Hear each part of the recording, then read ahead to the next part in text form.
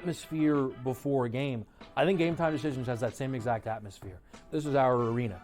This is what we do. There is going to be an energy to Game Time Decisions that you will feel night in and night out. The excitement you get when you lock your bets in, when you're figuring out what you want to do, we can zone in on the biggest games each night. I want this to be the place that people come to before the games start so they feel as ready as possible to lock in their cards. We are going to hit every single one of those markets that you need to know about. We're going to go through every single thing, and I've got a great team behind me that's going to help me get the job done. There is not going to be a better place, I promise you, than Game Time Decisions to get that new information, react to it, and be able to then bet accordingly. We will have everything at our disposal, and we will use that to our advantage.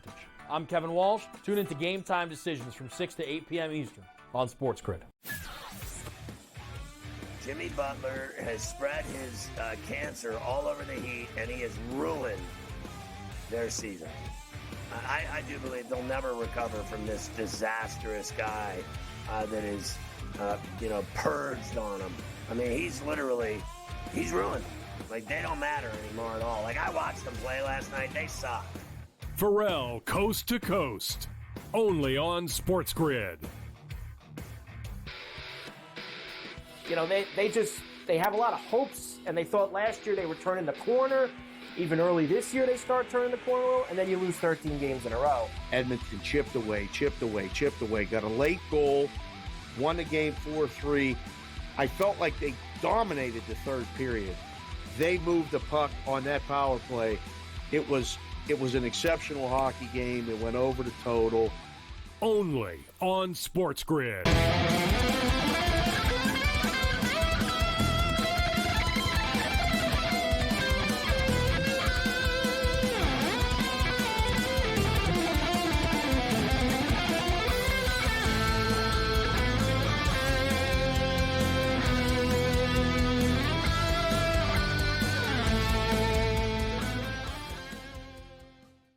Let's roll. This is SportsRage. I am Gabriel Morency, the pitch, the players, the hustlers, the people, the busters, and everybody else in between. Let's do this thing. The Monday night, the meltdown has begun. Countdown to Super Bowl 59 is on a rematch from a couple of years ago. Point spread currently sitting at 1.5 right now. There were some twos last night, but we're seeing 1.5 for Super Bowl 59. Saquon Barkley was not on the Philadelphia Eagles, of course, when they played a couple of years ago. Total sitting at 49.5 as Bills Mafia still tries to pick up the pieces after another disappointing collapse and another disappointing end to the season. Meanwhile, the Washington Commanders got punched in the mouth, but there's a light at the end of the tunnel with Jaden Daniels and the talent that they have. But one thing that we do know, and the Buffalo Bills are going to learn this one of these years, like these opportunities don't come all the time. And at some point, if not now, when? At some point, right? And you could say, well, look at Jaden Daniels, he'll be back and stuff like that. Well, people said the same thing about Joe Burrow. Look at the Cincinnati Bengals right now. The Bengals are going backwards, right? There's no guarantees in the National Football League besides that the Buffalo Bills will choke and find a way to lose. We'll get into that. So the point spread is 1.5, 49.5. We got a full house on the program tonight. We'll get you caught up to date. We talked a lot, actually, about value, and we're in a pretty wild era right now of sports betting, and it's pretty cool. Remember before, guys, props wouldn't come out until Wednesday or Thursday. Essentially, you would have a couple of props up right now, but the main prop card would be released on a Wednesday night. Give it a couple of days, and then it would come out. There's numbers. There's been numbers up immediately following last night's football game. And when it comes to these numbers, right, especially now the Super Bowl, it's the only game on the board, right? These numbers are going to move. So we'll get you caught up to date with the prop numbers, Super Bowl prop specials, and what are the books offering early right now as we're 13 days away from the Super Bowl. We'll be kicking it live next week from New Orleans, Louisiana for Super Bowl 59. All week long. We'll be there Monday through Friday starting next week.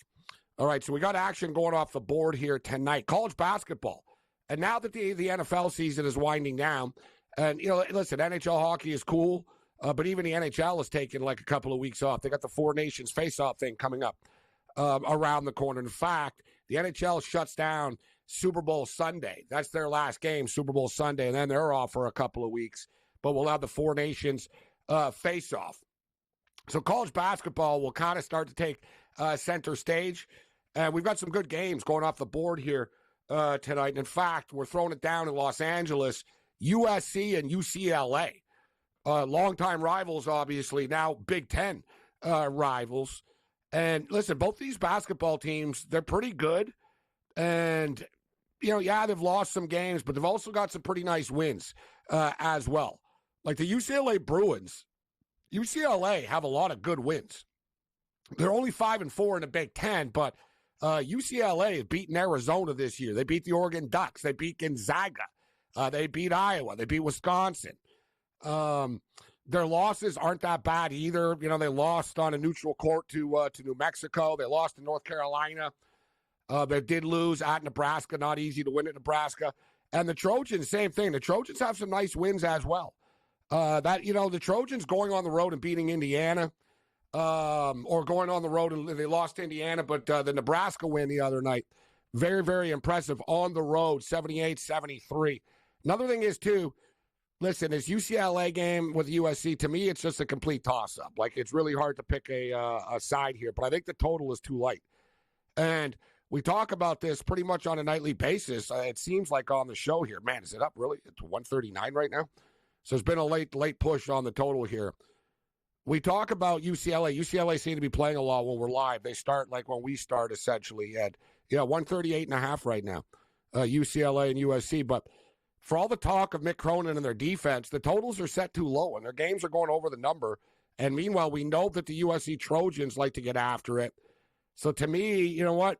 We just got to get both these teams into the high 60s, low 70s, and it's going to get there, and I think it will get there. So let's go over the 138.5 in this game. And like I said, to me, the side is really tough. If we had to, I'm kind of leaning with USC, actually. USC have been playing some really good basketball.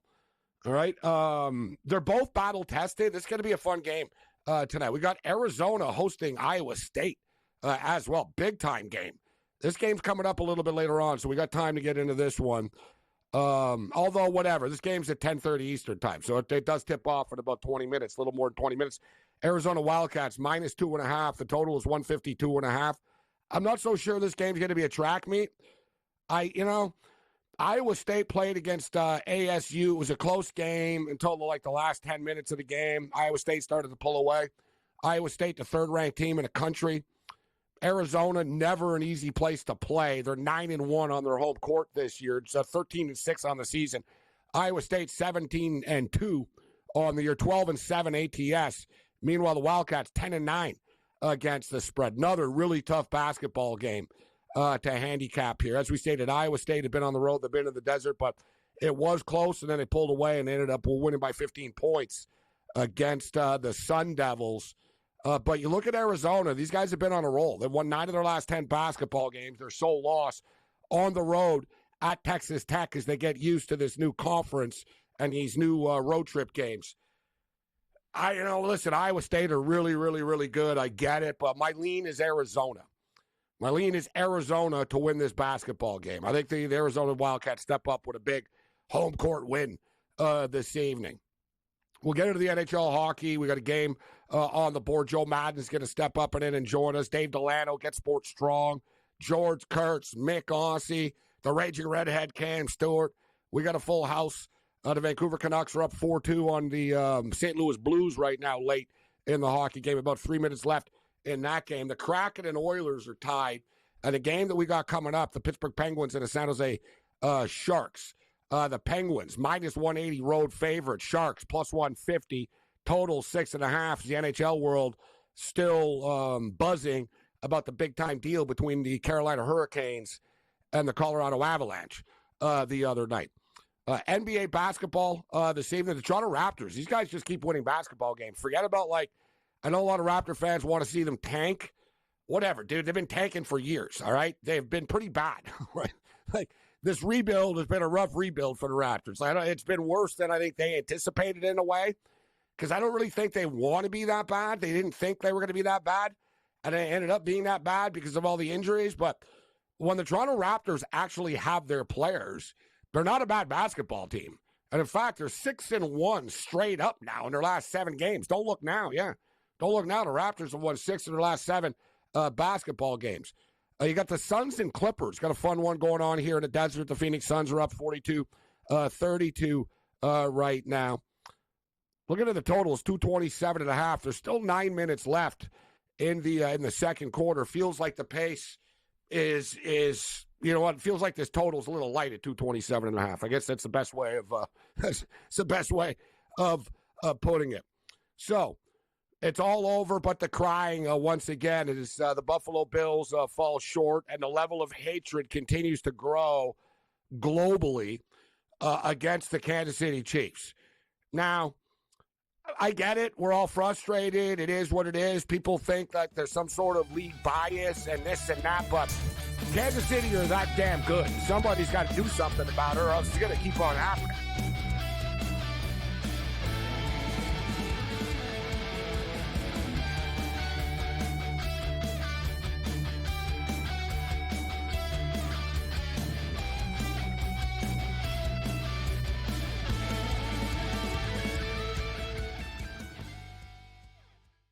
So my team didn't win this weekend, but I still did with this app that's taking over the game. Sports Millions Pick'em lets you make quick and easy predictions. Pick your favorite players, go higher or lower, and you can still win big even if your team loses. Plus, the multiplier is insane. With just a few picks, you can win big money. So get on it. They've got a welcome bonus to help you start off your winning streak.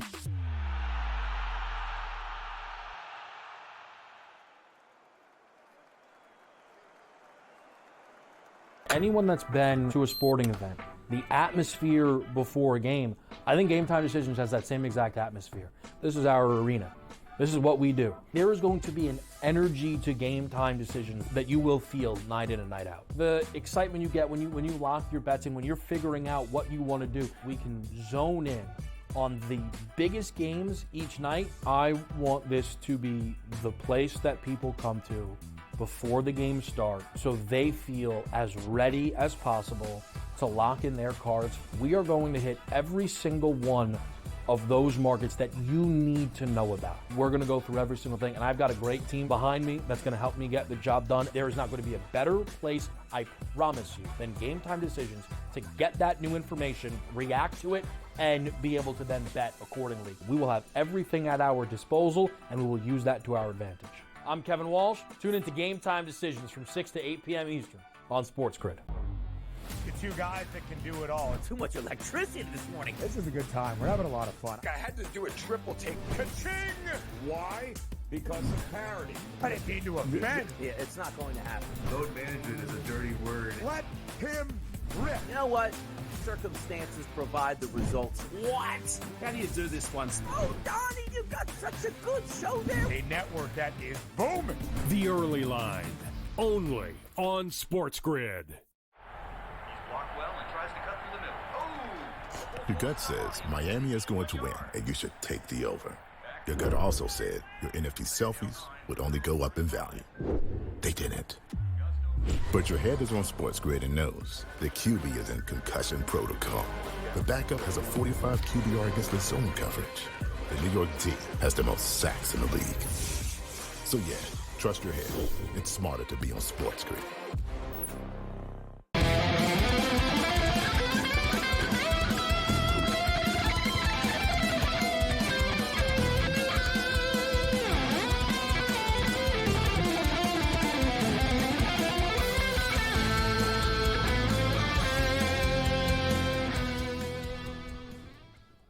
Let's roll. This is SportsRage, the Monday Night Meltdown, Sirius XM, Channel 159, SportsGrid Radio and Television Network. I am Gabriel Morency.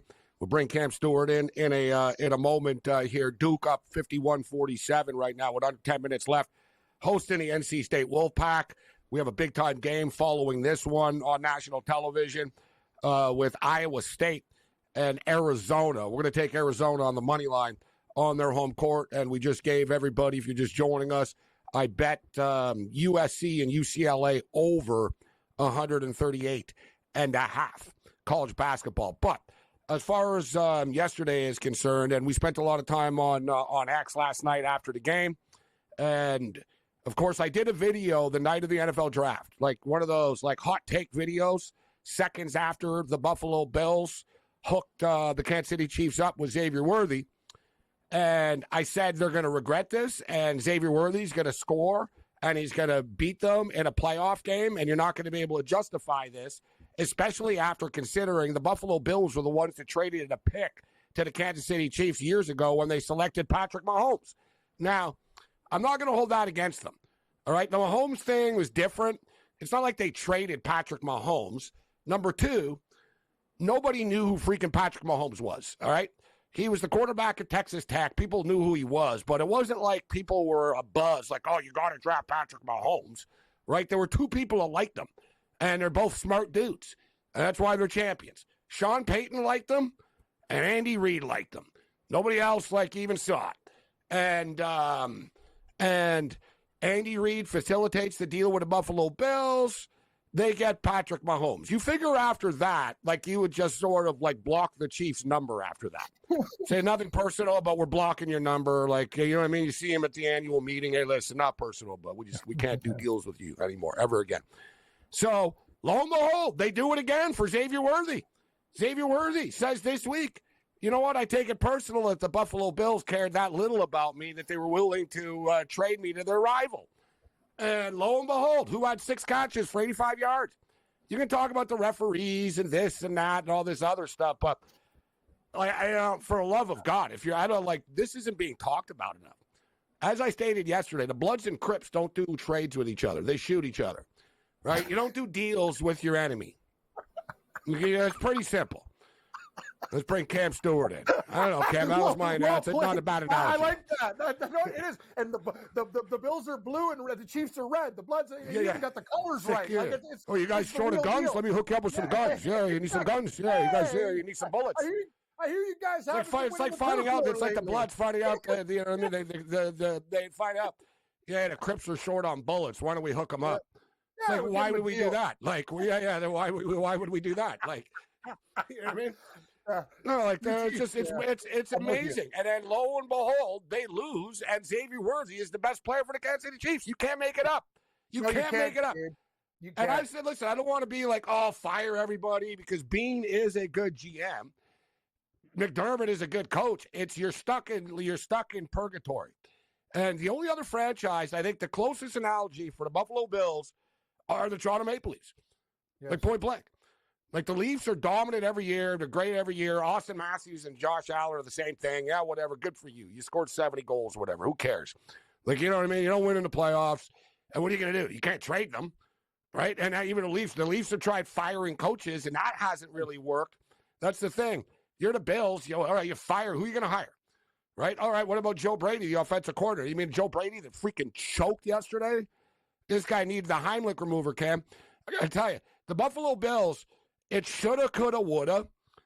They could have won. They didn't win. And the refs weren't good, but, dude, the play calling sucked. Look at James Cook, bro. In the third quarter, the Buffalo Bills ran for 73 yards. It was like, oh, wow, they're taking over. This is winning football right now. They stopped giving the ball to James Cook. Ridiculous. Cam, they were like a college football team, bro. You got Josh Allen, who's 6'5", and we got him in the shotgun all the time. And, I know. What the hell? Dude, everything that they did, they didn't do yesterday.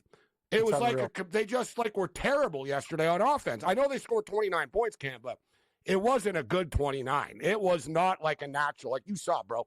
They had problems getting first downs, man. And why are you doing the tush push? That's Philadelphia's move, and it wasn't working all game. Come up with something.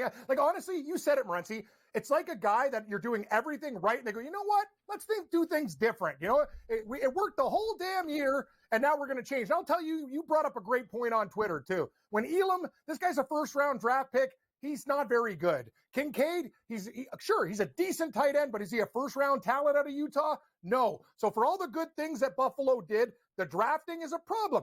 Those are first-round draft picks. Yes, they're wasted draft picks. And nothing against Keon Coleman.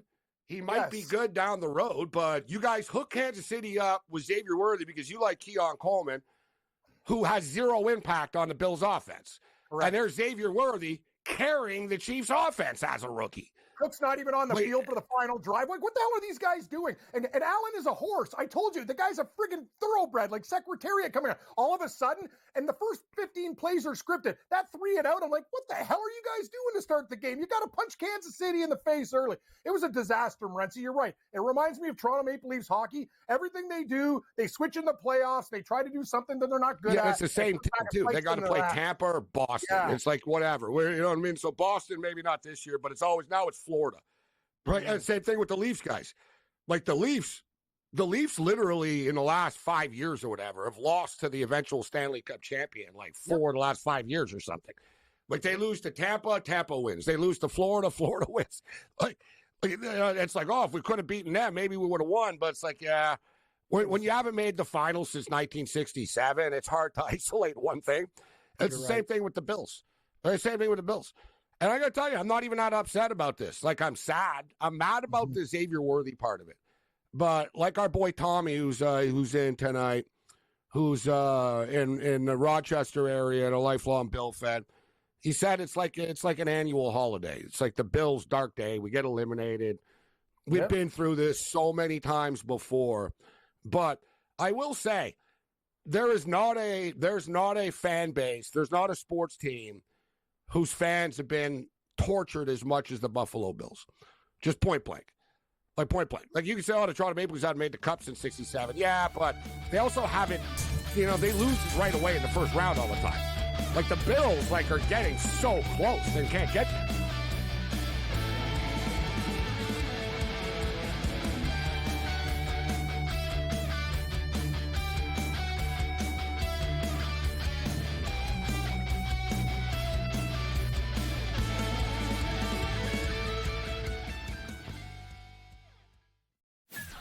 This guy Ovechkin, how he was injured and missed all that time, and the fact that he's still on pace to pass Gretzky. I think everybody's rooting for Ovechkin at this point in time, and I think he'll do it as well. So it's a feat that no one ever thought Scotty would be broken. It's going to be broken, and it's probably going to be broken because he's not going to stop shooting. Pharrell, coast to coast, only on SportsGrid.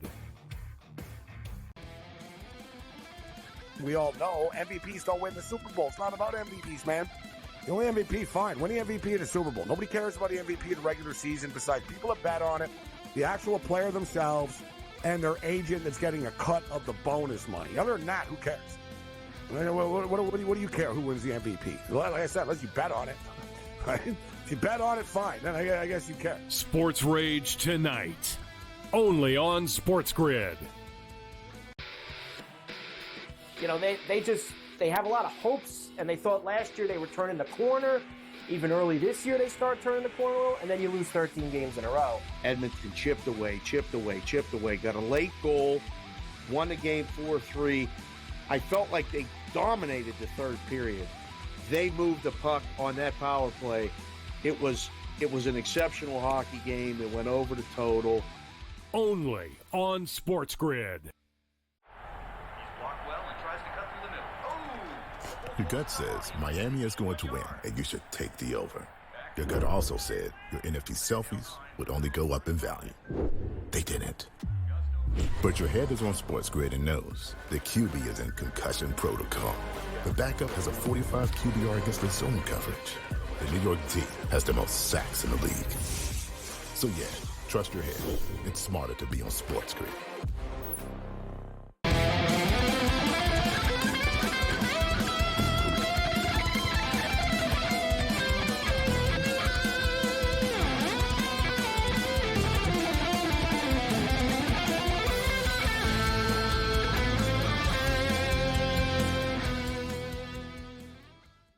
Let's roll this. It's SportsRage. I am Gabriel Morency. The Monday Night Meltdown.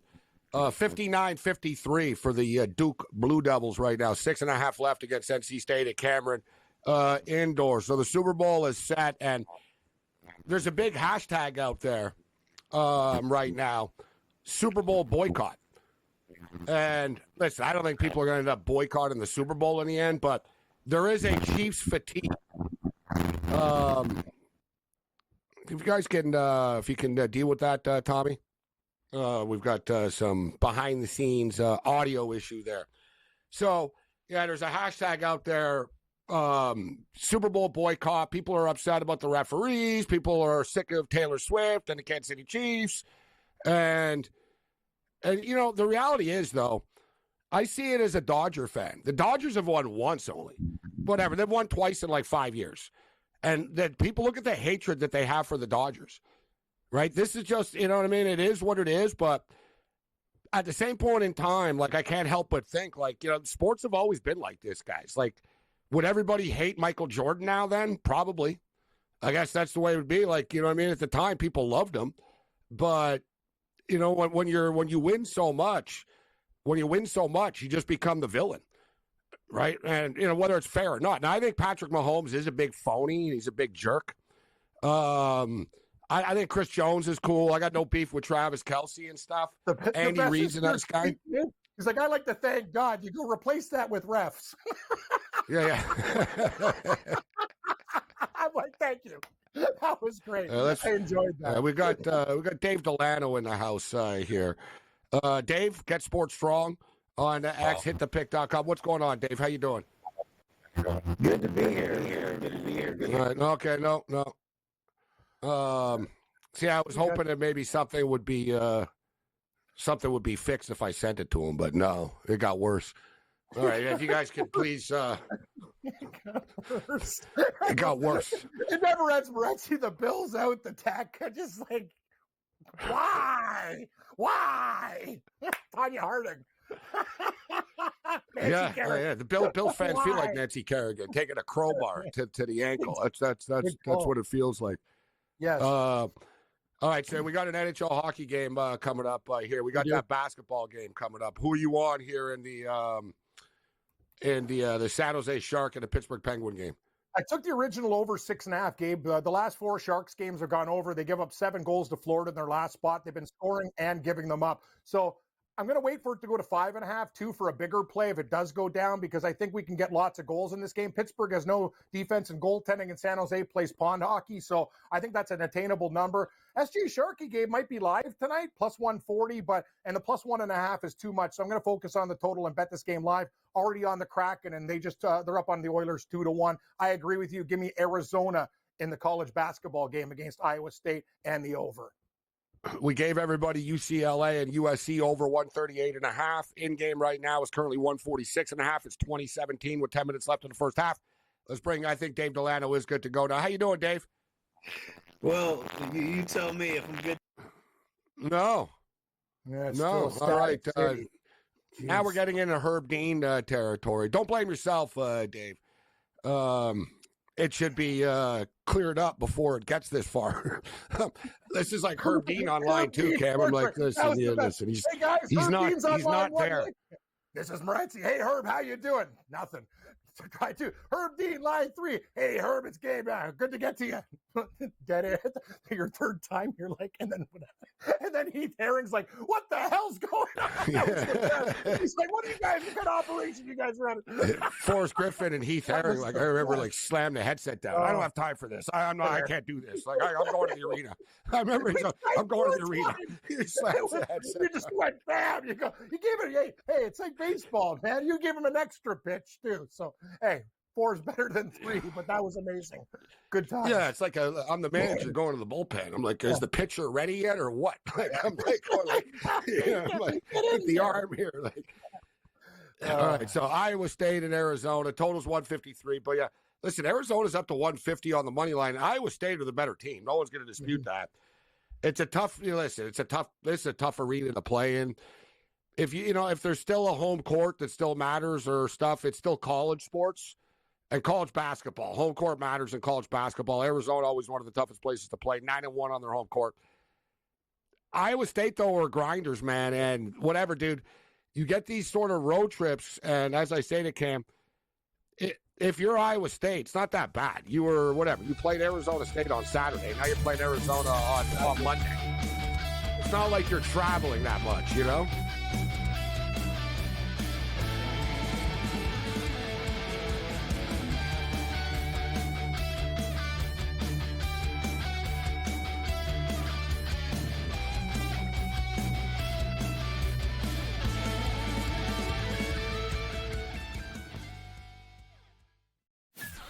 this guy Ovechkin, how he was injured and missed all that time, and the fact that he's still on pace to pass Gretzky. I think everybody's rooting for Ovechkin at this point in time. And I think he'll do it as well. So it's a feat that no one ever thought Scotty would be broken. It's going to be broken, and it's probably going to be broken because, he's not going to stop shooting. Pharrell, Coast to Coast, only on SportsGrid.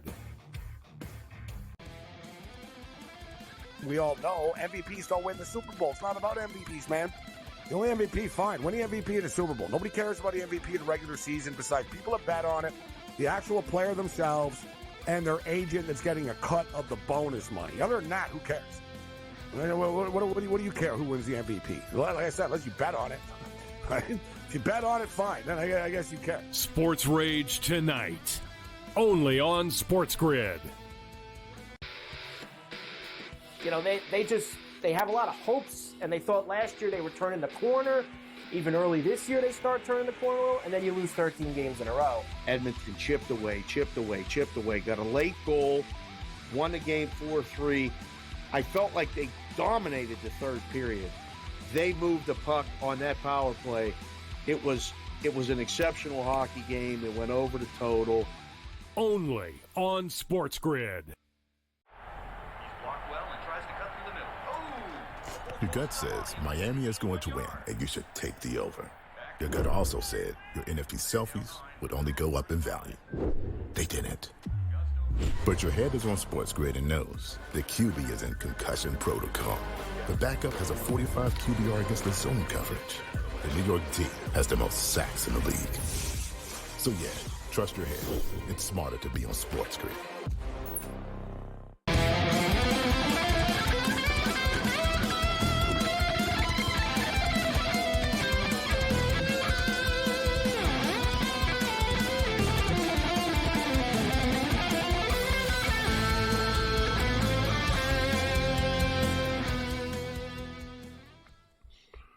We got a 4-point game, make it a 2-point game, actually. NC State just scored 63-61, under 5 minutes remaining at Duke. But super impressive by the Duke Blue Devils. They're 17 of 18 from the free throw line, right? And, look, they're hanging on by 2 points right now, so the difference really is hitting their free throws. NC State are actually 5 of 6 from the free throw line. Great efficiency, a lot better than the NBA. I'll tell you that. So we got a close one there, and I believe we really do have Dave Delano this time. If I get shocked and electrocuted by the audio again, I'm going to snap. Dave Delano, what's going on, Dave? I will blame it on the Chiefs voodoo. Hopefully, there we go. Damn Chiefs. Yeah, I'm doing good. I mean, did really great in the conference championships. I went against what I thought. I went against what I wanted to happen and went with what I thought would happen, which was the Chiefs and the Eagles. So, hey, I guess I had to take the fan hat out of it, and I guess I'm happy about the Super Bowl. What choice do we have?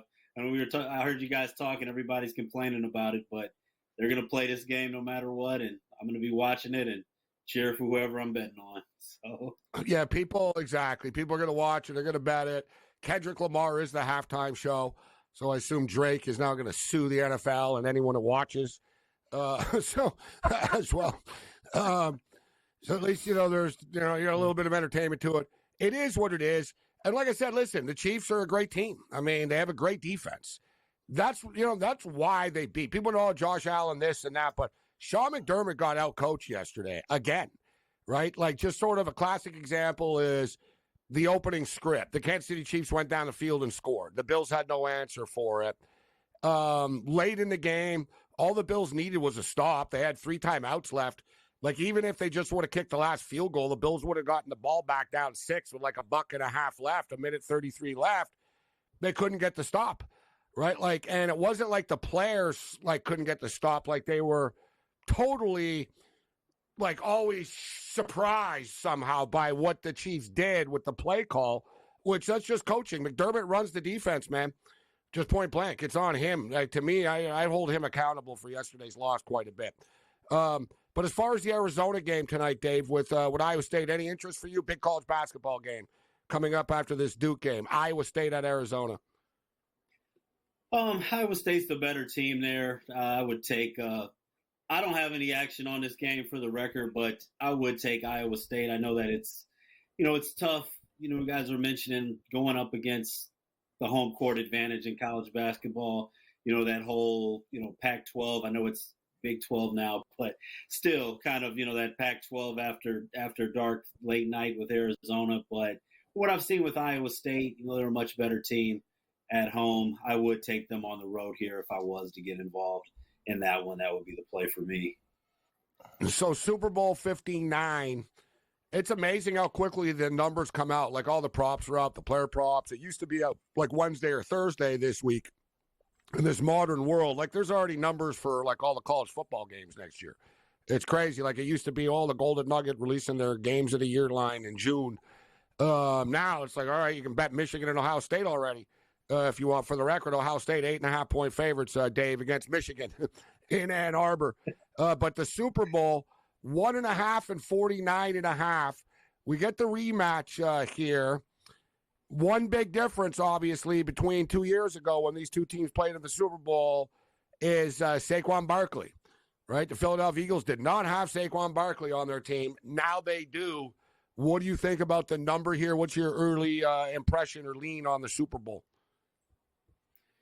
Well, one thing that I've had a lot of success with the Super Bowls recently, it sounds really simple, but it seems to have always been working for me. When I look at this initial number, during the regular season, I'm not really big on same-game teasers, but I think when we get two teams that are this evenly matched, you look at the last couple Super Bowl wins that the Chiefs have had.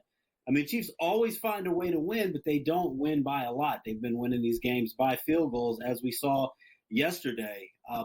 We can – the next 2 weeks on all programs, I mean, we're going to talk about how can we make this sound different and this side versus this side. This game is a coin flip. We're going to find creative ways to say it, but this game is basically a coin flip. So you got to find ways to make it an edge for you. And for me, I'm thinking a 6.5-point same game teaser. Got a coin flip. It's 1.5 for the Eagles. Let's go ahead and take the 6.5 points. Give me +8. And I think that this game goes over the total, but even with that 49.5, I don't see how this game goes under 44 points or under 43 points. So I'm going to do a same game teaser. Give me over 43 and give me the Eagles +8. And, if this switches just because so many people want to see the Eagles lose and it goes to Eagles -1.5 the other way, I don't think that's going to happen. But if it does, I may even get involved on the other side and take the Chiefs +8 and over 43. And I think that we're going to see a close game decided by a touchdown either way. And more confidently than anything, I don't see this game being below 44 points. So that's how I've already bet that, and I may even get more involved as it goes. But that's my favorite play early for this game. So much talk about the Buffalo Bills not being able to beat the Kansas City Chiefs. And now they've lost 4 times to them in the playoffs. But now Philadelphia find themselves in a similar situation, right? I mean, how many times are they going to get back to the Super Bowl? And now you've got Patrick Mahomes and the Kansas City Chiefs in the way once again. I think Jalen, I think Hurts is more mature now. Sirianni's been here before. I think the Eagles' defense is better than the Bills' defense is. More consistent, at least, right? Like the Bills, like sort of, are good but not great. And remember, guys, I said the big concern was going to be the passing attack, and I knew Kansas City was going to attack them like that, right? And they did. We saw that. Like they came out throwing the football. They knew we're not going to run the ball. We could throw the ball on the Bills, and the Bills fell right into the trap. But what's your early lean, Cam? Philadelphia or Kansas City right now to win the game? Philadelphia, Gabe, and I really like what Delano said. I remember, you talk about the same spread 1.5. If you tease Buffalo and or Kansas City, that middled through due to the 3-point Kansas City win. I agree with him 100%. I do think it'll just barely get over the number, so I would tease it to the over. The last time these teams played together was a 38-35 shootout, Brettsy. But let's remember one thing. Great point by you. No Saquon Barkley, and Jalen Carter was drafted in 2023 in his rookie year. Now he's got experience, and he's killing people on the line. I'll tell you one thing. The Bills didn't get enough pressure on Mahomes, and they were doing it better before. Philadelphia, literally, they McDaniels was on the move every play. If Kansas City doesn't find a way to protect against Philadelphia's front four, and they got Slay in the defense and all these other killers, they're going to lose this game. I lean Philadelphia right now. I hope people bet Kansas City, but I agree with Dave Delano. I will take the Eagles, and I will take the over on a teaser. It's already been bet, Gabe. I think Philadelphia wins this game by 4 points. To me, this is like Ohio State and Notre Dame all over again. Like, I don't really like either team. Well, we're going to bet on it. Well, at least I won't. At least we're not going to be on the air for 5 hours during it this time. Yes, so, thank God. You know what I mean? Yes, but I'll like Dave said. I mean, we're gonna bet it. It is what it is. As a Bills fan, I'm used to not being in the Super Bowl. Like, it used to be an annual thing where we were, but I've gotten used to sort of the disappointment and moving on. And even though people are anti-KC and stuff, this is a great matchup, right? You can argue they're the two best teams in the National Football League. The Chiefs are great. Their defense is unbelievable. They're trying to do something that hasn't been done before, and winning 3 Super Bowls in a row. And, man, the Eagles, just like they got a stacked roster. They're built for this. It's very similar to the Bills, though. Like, no excuses for the Eagles. And let's not forget, too, I was on the Chiefs when they played last time.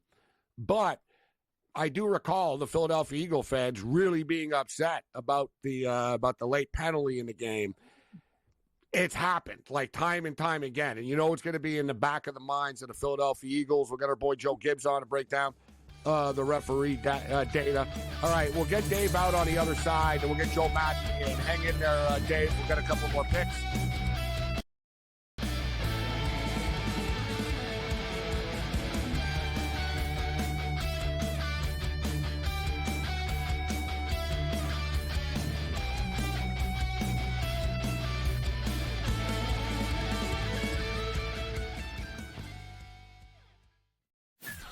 This guy Ovechkin, how he was injured and missed all that time, and the fact that he's still on pace to pass Gretzky. I think everybody's rooting for Ovechkin at this point in time, and I think he'll do it as well. So it's a feat that no one ever thought Scotty would be broken. It's going to be broken, and it's probably going to be broken because he's not going to stop shooting. Pharrell, Coast to Coast, only on SportsGrid. We all know MVPs don't win the Super Bowl. It's not about MVPs, man. The only MVP, fine. Win the MVP of the Super Bowl. Nobody cares about the MVP of the regular season besides people that bet on it, the actual player themselves, and their agent that's getting a cut of the bonus money. Other than that, who cares? What do you care who wins the MVP? Like I said, unless you bet on it. Right? If you bet on it, fine. Then I guess you care. SportsRage tonight, only on SportsGrid. They have a lot of hopes, and they thought last year they were turning the corner. Even early this year, they start turning the corner, and then you lose 13 games in a row. Edmonton chipped away, got a late goal, won the game 4-3. I felt like they dominated the third period. They moved the puck on that power play. It was an exceptional hockey game. It went over the total. Only on SportsGrid. Your gut says Miami is going to win, and you should take the over. Your gut also said your NFT selfies would only go up in value. They didn't. But your head is on SportsGrid and knows the QB is in concussion protocol. The backup has a 45 QBR against the zone coverage. The New York D has the most sacks in the league. So yeah, trust your head. It's smarter to be on SportsGrid.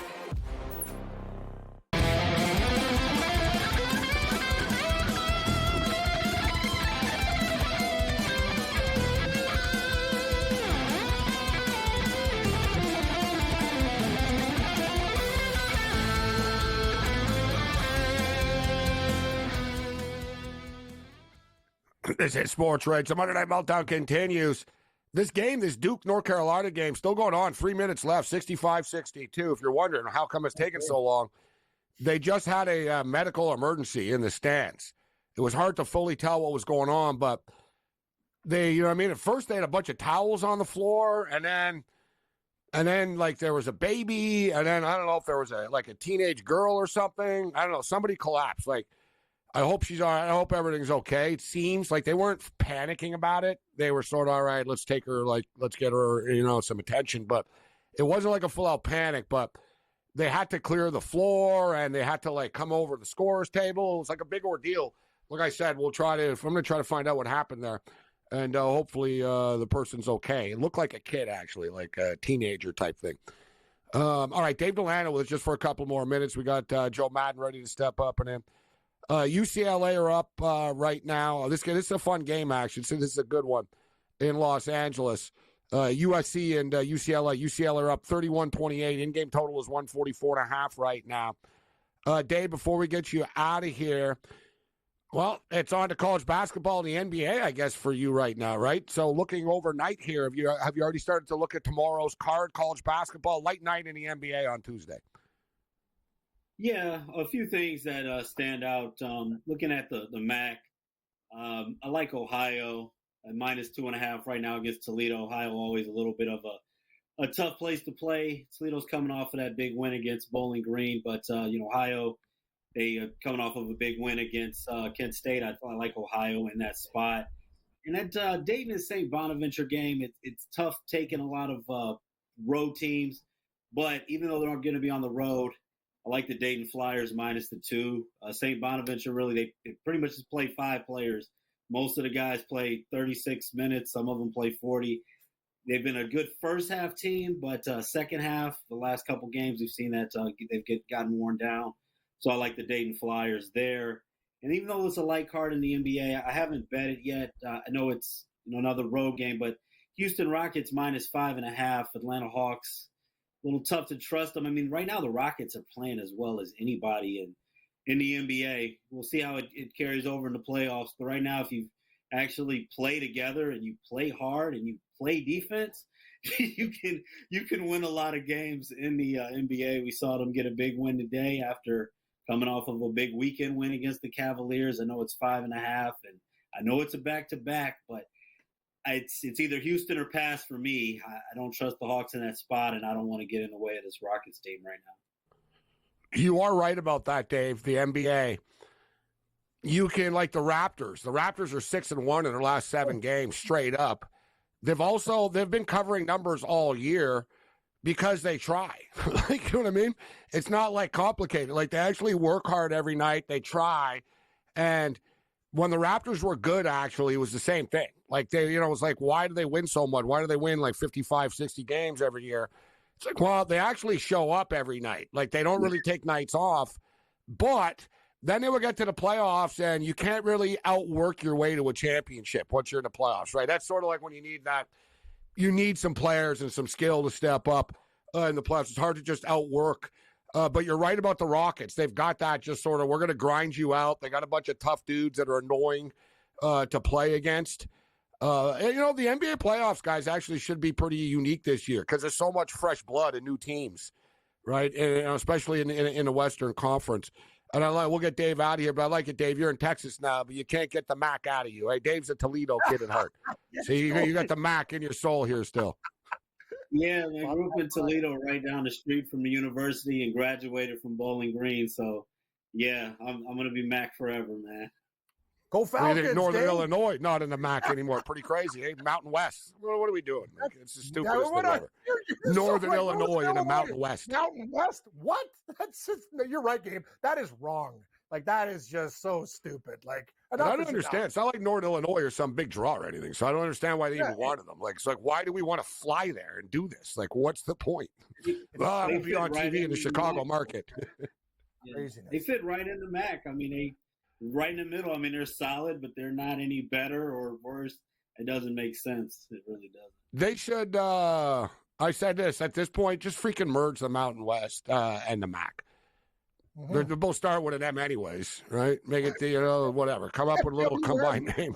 With an M anyways. That's the best. Yeah. You're right. The MWAC caller. I don't know. You come up with some little, just merge the letters and say, listen, we got a national. No, but it is true. It's a poor man's Big Ten and Pac-12. You know what I mean? It's like, yeah, we got the Mountain West, and we got the MAC merged together. Think about it, too. People would watch those TV games and stuff. You know what I mean? You got Wyoming at Miami, Ohio on a Tuesday and stuff, you know? I would do it, but I'm not the commissioner. I mean, all the other sports get forgotten. I mean, I know it's all about football, but I think you're going to go from Northern Illinois to Utah State for a volleyball game or a cross-country meet. It's ridiculous. No, that's the everybody's doing problem. it. Like, that's why it's like football only now, they said. All right, so this time just flew by. Our apologies to Joe Madden. We'll get her on in a couple of minutes. All right, Dave, so where can people find you online, Dave? They can find me at Get Sports Strong, and also check out a new website, hitthepick.com. Hitthepick.com. Great name for a site. Check it out. A bunch of cappers that are guests on our show are on the website. So, yeah, great catching up with you, Dave. And I do agree in closing with the Super Bowl. I'm a Bills fan, but whatever. I've been disappointed so many times before in the past. I didn't, put my life savings on the Bills yesterday. And I did play, I had Bills future. So I had them to win the AFC already. I had them to win the Super Bowl already. So I was kind of content. And I loaded up on, Bills +7, Bills +6, Bills +8, at the back end of all these parlays, alternate line parlays with games all week. And I teased the game to the over, and I'm going to do the same thing here. I agree with you. Philadelphia Eagles getting 8.5 points. If you want to play a 7-point tease, you're getting 8.5 points, over 42.5. And as Dave stated, I'd be surprised, even if it's a defensive battle, guys, I'd be shocked if, 24-21 gets us there. And very similar to the Patriots, like Dave was talking about, the Chiefs don't win by a big margin in Super Bowls. Remember Brady, won all the time by 3. Same thing.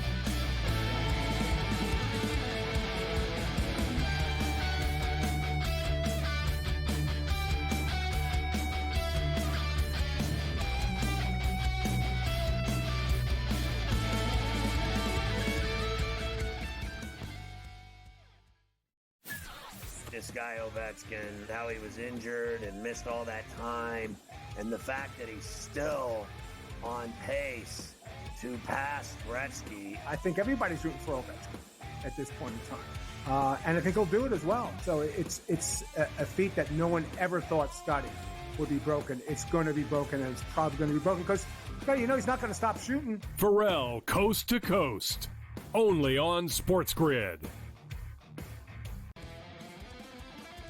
We all know MVPs don't win the Super Bowl. It's not about MVPs, man. The only MVP, fine. Win the MVP in the Super Bowl. Nobody cares about the MVP in the regular season besides people that bet on it, the actual player themselves, and their agent that's getting a cut of the bonus money. Other than that, who cares? What do you care who wins the MVP? Like I said, unless you bet on it. Right? If you bet on it, fine. Then I guess you care. SportsRage tonight, only on SportsGrid. They have a lot of hopes, and they thought last year they were turning the corner. Even early this year, they start turning the corner, and then you lose 13 games in a row. Edmonton chipped away, got a late goal, won the game 4-3. I felt like they dominated the third period. They moved the puck on that power play. It was an exceptional hockey game. It went over the total. Only on SportsGrid. Your gut says Miami is going to win, and you should take the over. Your gut also said your NFT selfies would only go up in value. They didn't. But your head is on SportsGrid and knows the QB is in concussion protocol. The backup has a 45 QBR against the zone coverage. The New York D has the most sacks in the league. So yeah, trust your head. It's smarter to be on SportsGrid.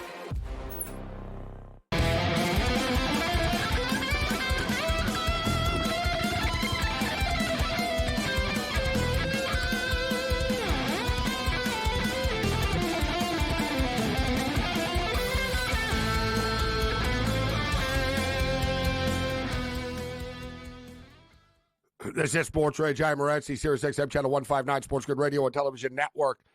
I told you there was some sort of medical emergency. I think everything's fine. It just sort of showed the father, whatever. But dude's got the baby, but on his chest. with one of those, like, backpack baby things, whatever they're called. Backpack baby things, you know what I'm saying? So he's got the kid. For a child. Yeah. But so the kid's like not on his back; it's in front of him. But the baby's face is like sticking forward. It's like, dude, you're sitting courtside at a Duke Blue Devil game against NC State. Like, these kids, like, they all bounce and are jumping up and down. So I don't know what happened. The baby was fine, but somebody else. But they just showed him, and he was smiling and waving to people at the end. But it reminded me of the time the lady with the baby was sitting at the Blue Jay games in the playoffs a couple of years ago, and she was in the front row over the dugout. And Blue Jay fans can, like, become big jerks pretty quickly, actually. They like to throw things in Toronto. So they didn't like the calls, and they started throwing beer cups and, like, stuff and bottles at the ump on the field. And it hit a baby in the front row. And I remember me and Jeff Feinberg and Mayo got into a big debate about this at the time. And Feinberg got called out because he said the baby, like, whatever, like, the baby didn't deserve to get hit, but it was the mother's fault. And I agree.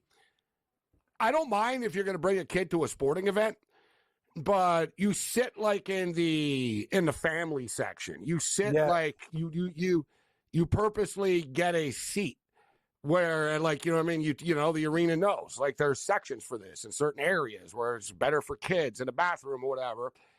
You don't sit in the front row at a sporting event and then act surprised when something happens, right? Like, that's just my take. Especially baseball, you got to be an idiot. Like, exactly. There was nets though in front of the dugout actually in those days. There used to not be nets. All right, let's bring in Joe Madden right now. Speaking of nets, we got a couple of hockey games going on here, Joe. Right now, I'm not involved. I got college basketball action going on, but it's 3-2 for the Edmonton Oilers with 7 minutes left in the second period. So we got some goals going on there. And Pittsburgh and San Jose, Joe, still scoreless. What do you think about the Penguins and the Shark game?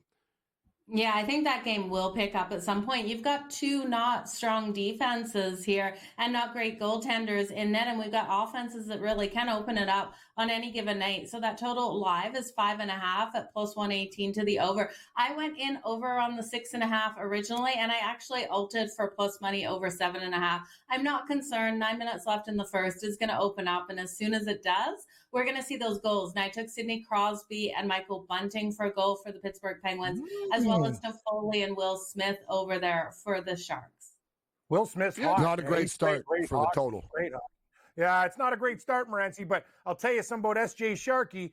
When they played Stanley C. Panther, it was a 7-2 game, and things can get a little bit wild in these Sharks games. Joe might be onto something. You get 5.5 right now to plus money, and you know what's going to happen in the second period, Gabe. We talk about it all the time. Goals.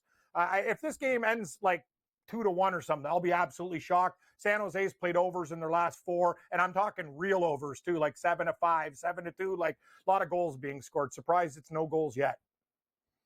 We got an 8.5 right now in Edmonton. They're at 5 goals with 6.5 left in the second period. What do you think about this game, Joe? Who did you like before the game? So that's 3-2. And the Kraken right now, plus 1.5 or plus, it just went to 2.5. Yes. Interesting. Okay. Click. Yeah, but it's minus 165. But you get 2.5 with the Kraken, minus 165. I'm going to eat that juice at 2.5. Anytime you get 2.5, yeah, like you got to sort of get your attention. Yes, yeah, but can the Kraken continue to score? Right? Like this Kraken team, I don't know, Gabe. They're just not as strong offensively as I'd want, and that's why I'm not loving that total either. Sure, the Edmonton Oilers can score all of those goals themselves, but I'm just nervous with that total. I think Edmonton covers that puck line right now. I'm getting a 1.5 at minus 148. Not enough value there for me. It was minus 115 coming in, but Connor McDavid has scored. He got the second goal. We saw Janmark with a goal, Corey Perry for a goal as well for Edmonton. So look for them to keep rolling here tonight. Yeah, I got caught up in the college basketball. I was going to play Connor McDavid to score. Like, you knew it was going to happen. I like when he got suspended, they said, what are you going to do? And he goes, like, he sarcastically, like, he doesn't smile much to begin with, this kid. Like, he kind of looked at the guy. He goes, well, I'm not going to Cabo. He goes, I don't know, we work out every day. He goes, it's not like I'm going to Mexico for a vacation. He goes, I'll work out. Like, Yeah, he's serious with a heart attack, that guy. It's hard to get yeah, him and they laugh. said like that every day during his suspension, he was at the arena at like 8, 9 in the morning, like by himself on the ice. He doesn't take time about that guy.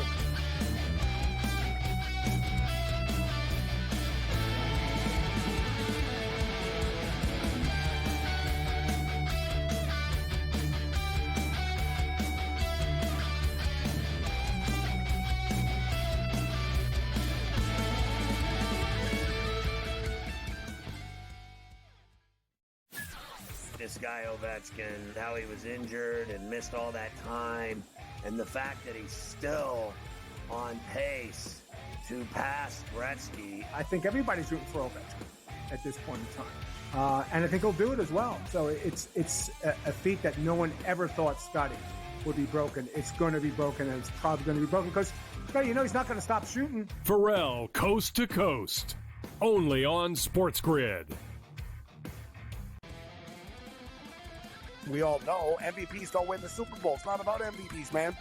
The only MVP, fine. Win the MVP of the Super Bowl. Nobody cares about the MVP of the regular season besides people that bet on it, the actual player themselves, and their agent that's getting a cut of the bonus money. Other than that, who cares? What do you care who wins the MVP? Like I said, unless you bet on it. Right? If you bet on it, fine. Then I guess you care. Sports Rage tonight, only on SportsGrid. They have a lot of hopes, and they thought last year they were turning the corner. Even early this year, they start turning the corner, and then you lose 13 games in a row. Edmonton chipped away, got a late goal, won the game 4-3. I felt like they dominated the third period. They moved the puck on that power play. It was an exceptional hockey game. It went over the total. Only on SportsGrid. Your gut says Miami is going to win, and you should take the over. Your gut also said your NFT selfies would only go up in value. They didn't. But your head is on SportsGrid and knows the QB is in concussion protocol. The backup has a 45 QBR against the zone coverage. The New York D has the most sacks in the league. So yeah, trust your head. It's smarter to be on SportsGrid.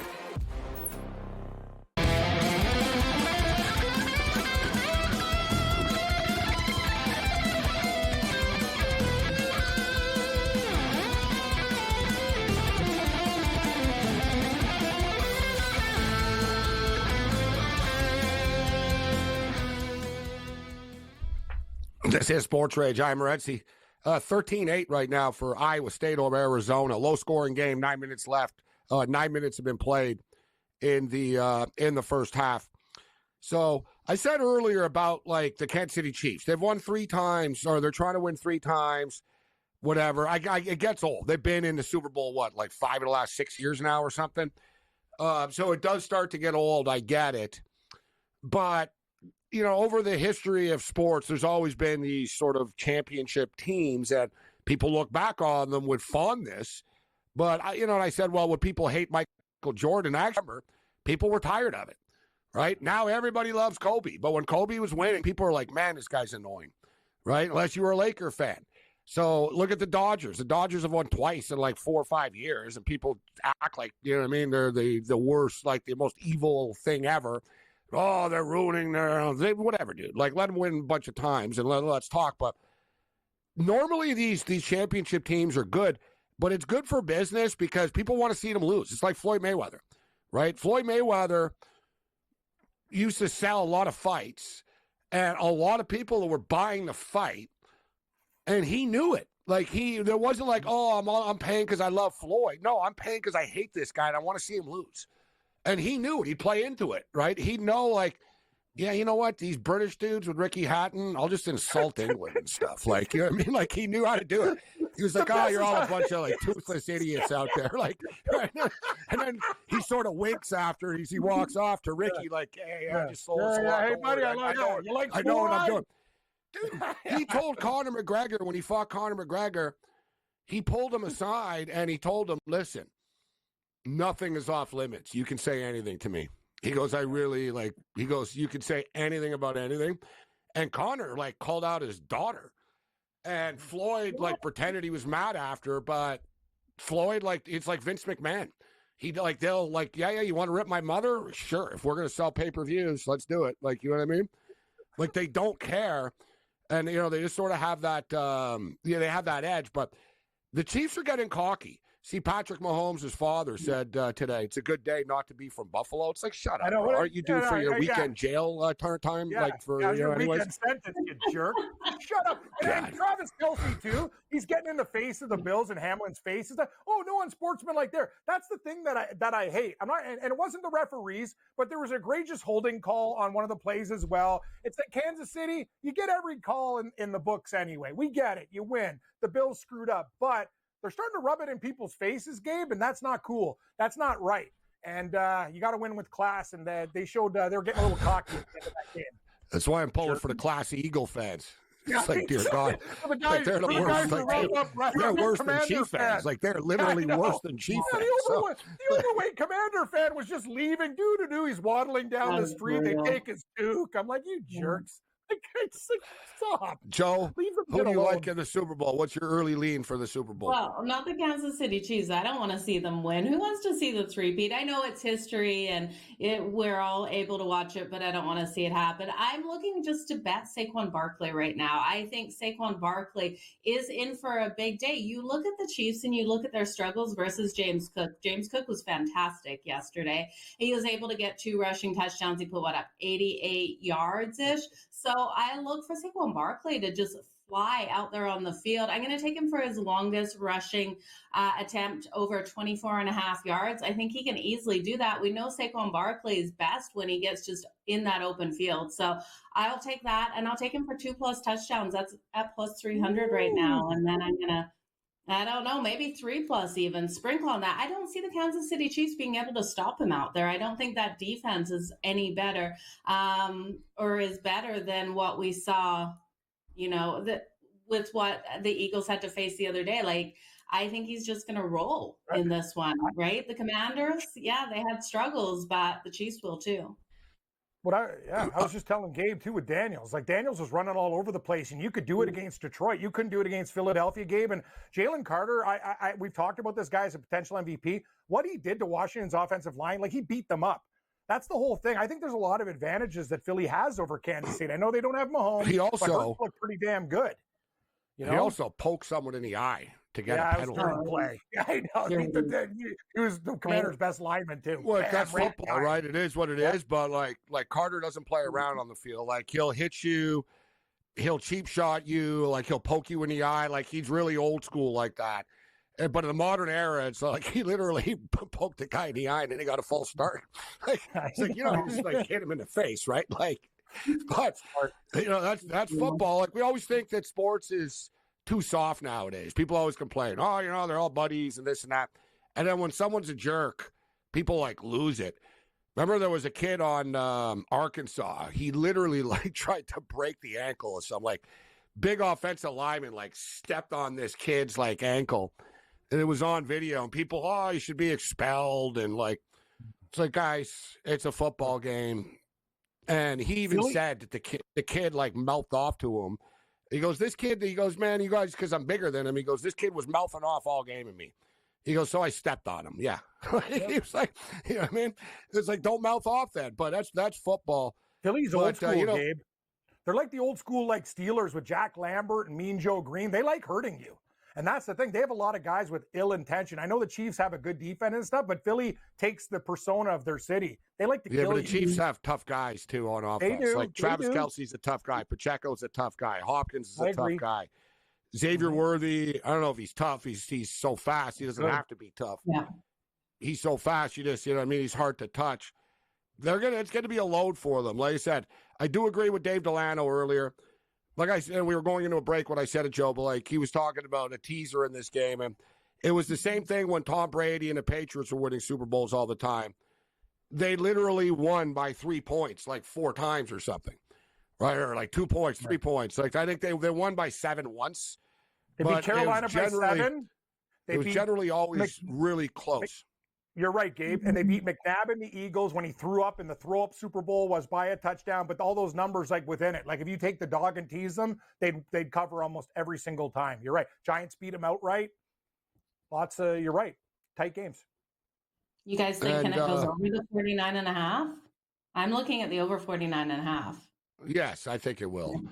All playoffs for the most part, people have been saying, like the total yesterday with the Bills game. I told people all week, I said, they played 7 times, guys. Like 5 of the times it was a track meet pretty much. And once again, right, 6 of the 8 times it's gone over 51 or more with the Buffalo Bills. People, Washington yesterday with Phil. Oh, yeah, but Philadelphia's defense is really good. Yeah, it doesn't matter. Washington's is not. We saw that game was nearly over by the half. Like, you know what I mean? There were so many points put up on the board. This is a little different. Like, but 27-24 gets us there. That's kind of what I'm thinking. My initial lean is Philadelphia wins 27-24, but that might just be stupid betting against Kansas City at this point, Joe. It feels like it, right? Like every time we bet against Kansas City, it just doesn't happen. We've only seen Tom Brady and Joe Burrow be able to beat Patrick Mahomes in the playoffs. So can Jalen Hurts be the third quarterback to beat him? Maybe. I don't know. It is a hard place to throw your money. I kind of want to throw my money on heads and tails instead. We got minus 104 to the heads or the tails on that coin toss. So feels like a safer bet than betting against Kansas City. One thing I can say is if you want to go to the Super Bowl, the tickets are already in a free fall. And I talked about this. We'll give you the prices on the other side. Joe Madden. Thank you, Joe. Thanks, Joe. Okay.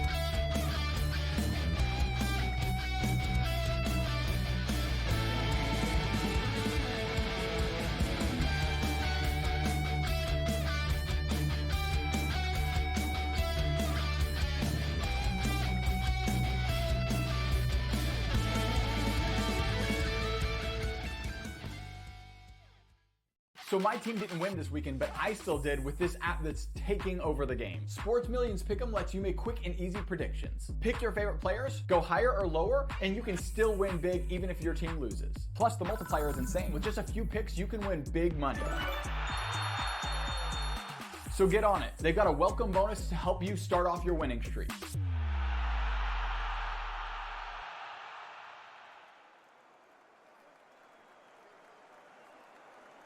Anyone that's been to a sporting event, the atmosphere before a game, I think Game Time Decisions has that same exact atmosphere. This is our arena. This is what we do. There is going to be an energy to Game Time Decisions that you will feel night in and night out. The excitement you get when you lock your bets in, when you're figuring out what you want to do, we can zone in on the biggest games each night. I want this to be the place that people come to before the games start so they feel as ready as possible to lock in their cards. We are going to hit every single one of those markets that you need to know about. We're going to go through every single thing, and I've got a great team behind me that's going to help me get the job done. There is not going to be a better place, I promise you, than Game Time Decisions to get that new information, react to it, and be able to then bet accordingly. We will have everything at our disposal, and we will use that to our advantage. I'm Kevin Walsh. Tune into Game Time Decisions from 6 to 8 p.m. Eastern on SportsGrid. The two guys that can do it all. Too much electricity this morning. This is a good time. We're having a lot of fun. I had to do a triple take. Ka-ching! Why? Because of parity. I didn't mean to offend. Yeah, it's not going to happen. Load management is a dirty word. Let him rip. You know what? Circumstances provide the results. What? How do you do this one? Oh, Donnie, you got such a good show there. A network that is booming. The Early Line, only on SportsGrid. He's blocked well and tries to cut through the middle. Oh! Your gut says Miami is going to win, and you should take the over. Your gut also said your NFT selfies would only go up in value. They didn't. But your head is on SportsGrid and knows the QB is in concussion protocol. The backup has a 45 QBR against the zone coverage. The New York D has the most sacks in the league. So yeah, trust your head. It's smarter to be on SportsGrid.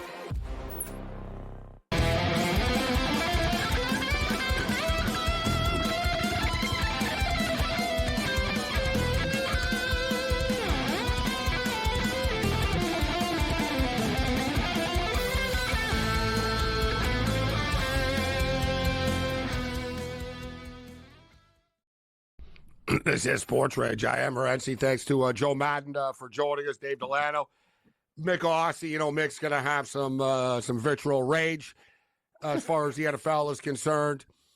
As I stated, and there's a lot of younger people out there. I think older people, it's just sort of, it is what it is. You're used to it. They don't overreact. But the modern fan, you know, and social media are insane. So there is a big, like, boycott the Super Bowl. Like, or I don't care about this. I don't want to see the Chiefs. I don't like the Eagles. There's a lot of talk about the refereeing once again yesterday, but I can tell you as a Bills fan, yeah, you know, listen, I didn't think the worthy catch was a catch, but I agree. It is what it is. There's going to be calls that go against you, but the Buffalo Bills didn't lose because of the officials yesterday. They lost because the Kansas City Chiefs are better than they are, and they have a better coaching staff. Like, the Bills players really can't do much more, right? That's the whole thing. If you're Josh Allen against the Chiefs in the playoffs has like nine touchdowns and 1 interception. Right? Like, literally, like, he can't really do anything more than he does. The thing with me yesterday, for the love of God, and it was very similar, we're going back a ways, but it was very similar to the Super Bowl that they lost against the New York Giants, in which Thurman Thomas was killing it. Like, every time they gave the ball to Thurman Thomas, he would pop a big play, and instead of just like saying, all right, you know what, nothing else is working, let's just give it to Thurman from here on out. They didn't give it to him in the fourth quarter enough. James Cook lit it up in the third quarter. The Buffalo Bill offensive line was starting to really, really push the Chiefs around. They rushed for 73 yards in the quarter. That's winning football. That's championship caliber football. And we'll bring George Kurtz in. And then George, in the fourth quarter, they're starting drives, and Cook isn't even on the freaking field. Right? Like, and then you got, like, I know Johnson's a good player, but Johnson was in on first downs. And it's like Cook was dominant. And then you just stopped giving him the ball in the fourth quarter. It was the most insanely stupid thing ever. I believe he only touched the ball twice in the fourth quarter, which doesn't make much sense unless there's an injury here that we weren't told about. He did ask to come out a couple of times, but pretty much everybody does that. It was strange why they didn't want to run the ball anymore. But you know what? We see this throughout football. Right? When teams get behind, they get nervous. They all of a sudden go away from the running back, and it's pass, even though Cook is very good at catching the ball in the backfield as well. But, yeah, I'm with you. Only having Cook touch the ball twice in the fourth quarter does seem criminal. And the fact that Brandon Beane hooked the Chiefs up with Xavier Worthy's the most criminal thing of it all. That's not being talked about enough, like, to me. Like, people are like, oh, this and that. Like, yeah, what about the Bills actually giving Xavier Worthy? Even if they didn't want him, fine. Then you could argue, well, why didn't you guys like him? Well, we like Keon Coleman better. Well, Xavier Worthy's already having an impact. But I don't blame Keon Coleman either. The Chiefs coaching staff is that good. Like, look at the end, guys. Even at the end of the football game, and I warned everybody, and I knew it. I knew we were screwed. And I said, the Bills can't win a close game. McDermott's going to get out-coached. Well, like, they need to be up like they were against Baltimore. They had a little bit of a cushion, and they hung on, and it was enough for them. I knew when it was tied that they were going to find a way not to, get the stops. And then you saw McDermott runs the defense, and the defense had no answers, man. Like, you know what I mean? And they had 3 timeouts left. All you had to do was get a stop, and you couldn't. You know what I mean? And then it was 3rd and 9. You set up and you sold out for the run on 3rd and 9. What do you think they are? Like, you think they're like Tulane or something, and they're scared to throw the ball? And they have Patrick Mahomes. So you don't think Mahomes like laughed when they got to the line and so, oh my God, this is going to be easy for me to throw the ball down the field. You know, George, to me, I just thought that McDermott got out-coached by Reed. Like, the offense versus defense, that was the difference to me, the play calling. And Joe Brady was bad yesterday, too. The Bills' play calling was bad. I don't know if this surprises me, though. Reed is a better coach than McDermott, right? So I would expect Reed to out-coach McDermott, and he did. You know, he wasn't. I think what we saw yesterday was Reed wasn't afraid to have Mahomes throw the ball in those situations because he knows, well, you know, Mahomes is going to know that if he doesn't have the guy, he won't just throw it away. He won't throw it incomplete. He'll just, he'll run for whatever he can, or he'll just, take a sack and kill the clock. You know, he would have thrown an incomplete pass and stopped the clock there. So I think Reed trusts Mahomes, which we don't see a lot of coaches trust their quarterbacks in those situations. Not a lot, but he trusted him twice. You know, the first time, all right, I got it. He fooled you. The second time, you have to know that's coming. You just have to know that's coming when he hit the second guy. And he was war. I mean, there was nobody within a country mile of him. He got it easily. On the 3rd and 9. So I think that was the difference. Yeah, that was. I don't know how you don't know. How do you not know that's coming when he just did the same thing? 3 plays earlier, just to the That's opposite what I'm side, saying. a different back here. Yeah, and even if you held him to a field goal again, you're still only down 6, right? Maybe you get a stop, but you're still down 6 only, and there's like a minute and a half left. And you know what? You got the ball in Josh Allen's hands with a minute and a half left, but they couldn't do that. They couldn't even get him the damn ball back after. But like I said, man, like the Buffalo Bills, it really is. It's not just like, oh, they haven't won since or whatever. It's like the way that they lose, like in these incredibly painful ways, from the Norwood missed field goal in the Super Bowl to the Music City Miracle to 13 seconds left in the game. And it's like whack-a-mole. We can always say, yeah, but if this would have, yeah, but if that. No, there are no yeah buts. Like, the storyline is just they find a new way. There's the same ending. It's like a movie. There's the same ending, right? But the way that the character dies at the end is different. Good call. Like it never ends happily. But it's like, yeah, and Mission Impossible 1, he died in a helicopter. And then, and 2, he fell off a cliff. And then in 3, right, Gabe. It's like the Bills find new ways of like, wow, I can't believe that just happened. And then the carpet gets pulled out. It's not like they get blown out. It's like, they're not that good. It's like the Chargers or whatever. Like, I don't know. You know what I mean? It's like they're not that good. Like the Bills, it's always shoulda, coulda, woulda, woulda. And people, you can never isolate one thing with them because it's always like 10 things they did wrong. You're right. Benford, too, Gabe, when he went out and he had the concussion status, that was a loss. I told you, Elam, they got to work on their secondary. They have to draft some guys. And no offense, Hamlin's a nice story, but these guys get absolutely throttled. The Bills have a problem in the secondary that needs to be addressed in the draft. Big time. Yeah. All right, we'll get to George Kurtz's problems on the other side, and we'll see what he thinks about Brian Schottenheimer. His problem.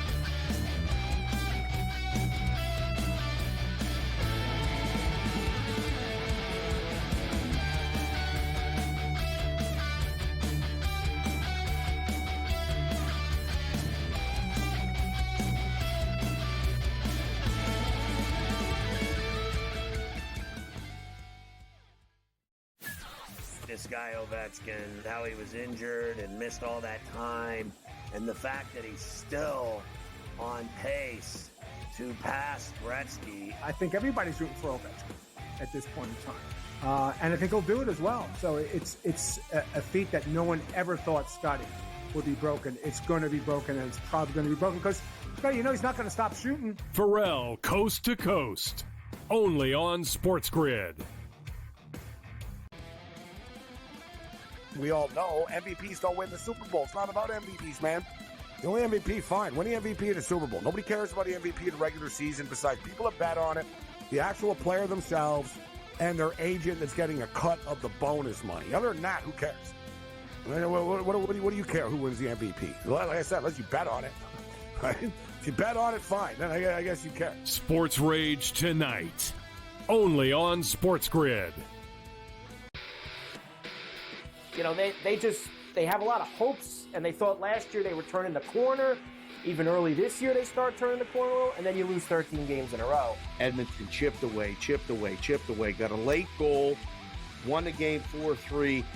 I felt like they dominated the third period. They moved the puck on that power play. It was an exceptional hockey game. It went over the total. Only on SportsGrid. Your gut says Miami is going to win, and you should take the over. Your gut also said your NFT selfies would only go up in value. They didn't. But your head is on SportsGrid and knows the QB is in concussion protocol. The backup has a 45 QBR against the zone coverage. The New York D has the most sacks in the league. So yeah, trust your head. It's smarter to be on SportsGrid.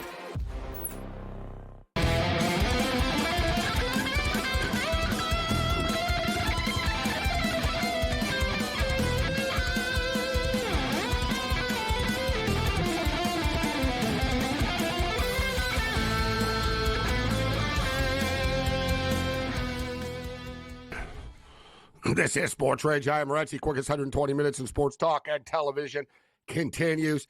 The Arizona Wildcats are up 27-25. Make it, is that a 3?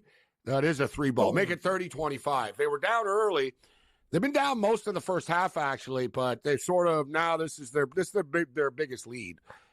They were down like 15-8 type thing, and then, they were always down by 5-6 type. But they've been grinding away. They've taken a lead. Very difficult place to play, as we talked about. We're on the Wildcats on the money line, 9-1 on their home court.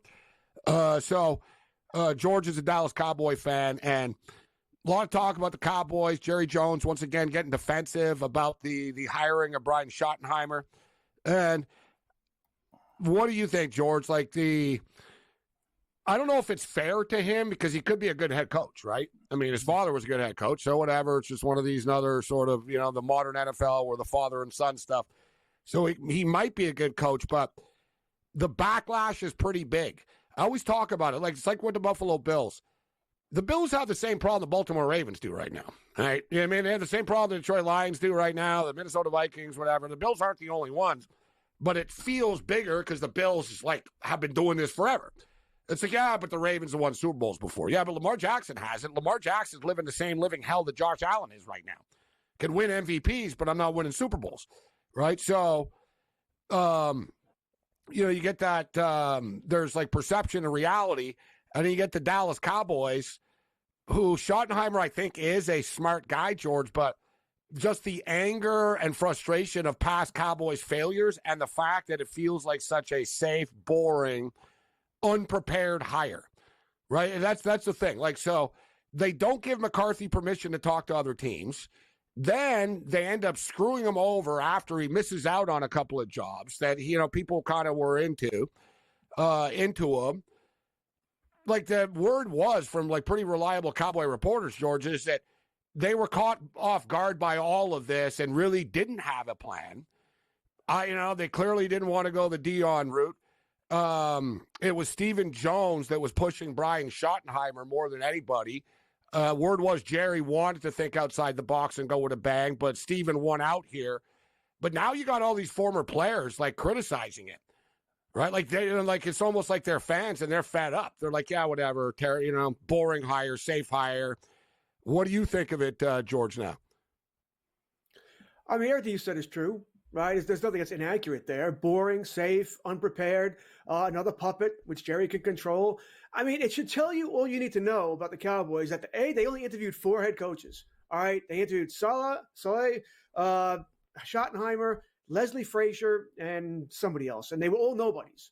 Dallas was not digging deep here. There was no Ben Johnson, no Mike Vrabel, no Aaron Glenn. Pete Carroll sort of had a phone finger, and Pete wasn't coming there in a million years. He doesn't want to deal with this crap.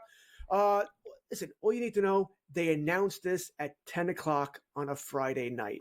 They knew what was going to happen. All right, they knew what was going to happen. It was let's dump this when no one's paying it. The least amount of people are paying attention. It was the same time, George, actually, that they announced. Oh, by the way, Trump just fired every attorney general in the United States. You're so right, guys. Inspector General. They announced that on Friday night at 1 a.m. The same with the Cowboys. That's the classic political news dump. Yeah, that's when Lisa said that's when everybody does news stuff. That's when it's done. Friday night. It's always Friday night when everybody's at the bar or whatever. If you're not proud, if you're not proud of the announcement, I mean, that's what you do because it gets lost in the media cycle, and by the time the press conference, people aren't as angry on the Monday or the Tuesday. The Dodgers actually do it, George, but they do it to troll people. They announce big signings in the middle of the night. Listen, the Rantanen trade happened Friday night. That was pretty big. But you announce a trade when the trade happens here.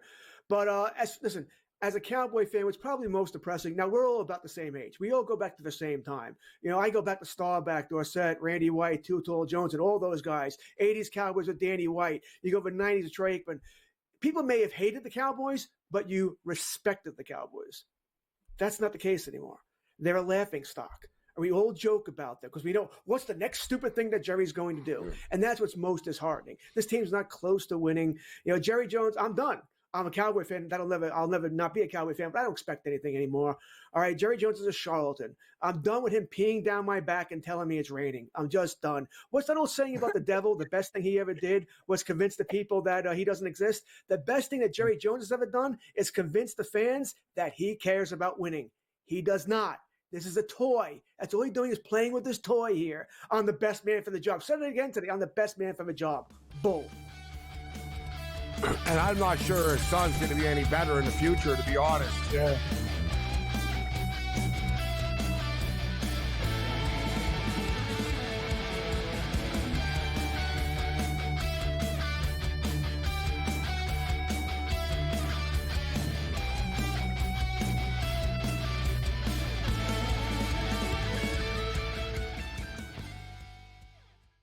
Anyone that's been to a sporting event, the atmosphere before a game, I think Game Time Decisions has that same exact atmosphere. This is our arena. This is what we do. There is going to be an energy to Game Time Decisions that you will feel night in and night out. The excitement you get when you lock your bets in, when you're figuring out what you want to do, we can zone in on the biggest games each night. I want this to be the place that people come to before the games start so they feel as ready as possible to lock in their cards. We are going to hit every single one of those markets that you need to know about. We're going to go through every single thing, and I've got a great team behind me that's going to help me get the job done. There is not going to be a better place, I promise you, than Game Time Decisions to get that new information, react to it, and be able to then bet accordingly. We will have everything at our disposal, and we will use that to our advantage. I'm Kevin Walsh. Tune into Game Time Decisions from 6 to 8 p.m. Eastern on SportsGrid. Jimmy Butler has spread his cancer all over the Heat, and he has ruined their season. I do believe they'll never recover from this disastrous guy that is, purged on them. I mean, he's ruined. Like, they don't matter anymore at all. Like, I watched them play last night. They suck. Pharrell, Coast to Coast, only on SportsGrid. You know, they have a lot of hopes, and they thought last year they were turning the corner. Even early this year, they start turning the corner, and then you lose 13 games in a row. Edmonton chipped away, got a late goal, won the game 4-3. I felt like they dominated the third period. They moved the puck on that power play. It was an exceptional hockey game. It went over the total. Only on SportsGrid.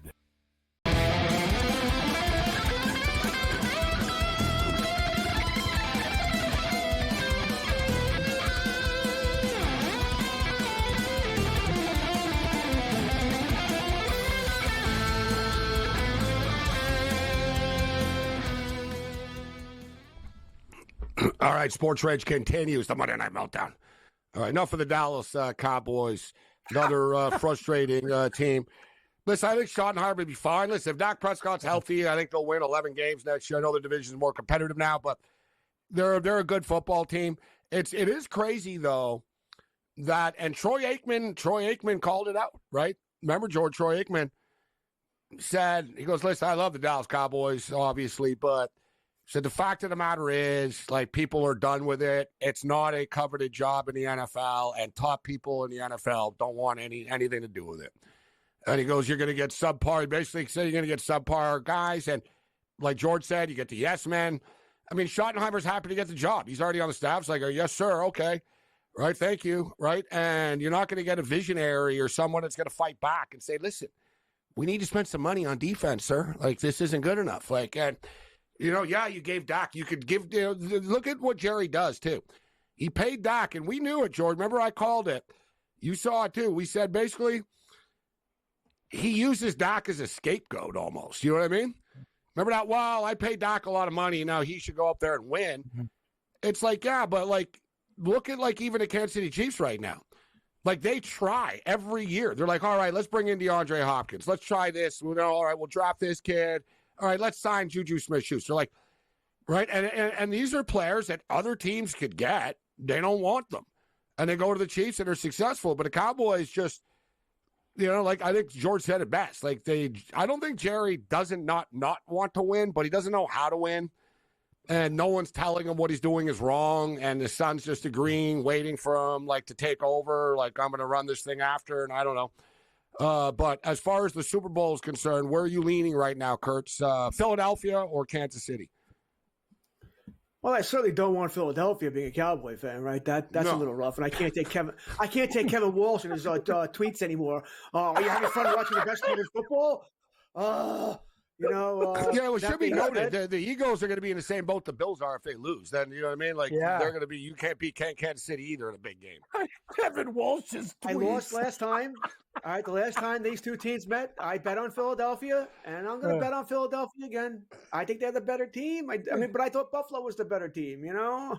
Is Donnie Rightside a Philly Eagle fan too, Gabe? He likes the Eagles, doesn't he? He's Philly. Yeah, right? Yeah. He's a hardcore. SportsGrid's the Eagles too. Like, you've got everybody. He's bigger than Walsh is. I'm not saying Walsh is die hard, but Donnie like used to be a season ticket holder and go to the games and all that.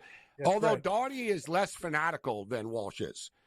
Yes. Like Donnie bets against the Eagles a lot and stuff. Like he doesn't like go roll 1,000,000% with his heart.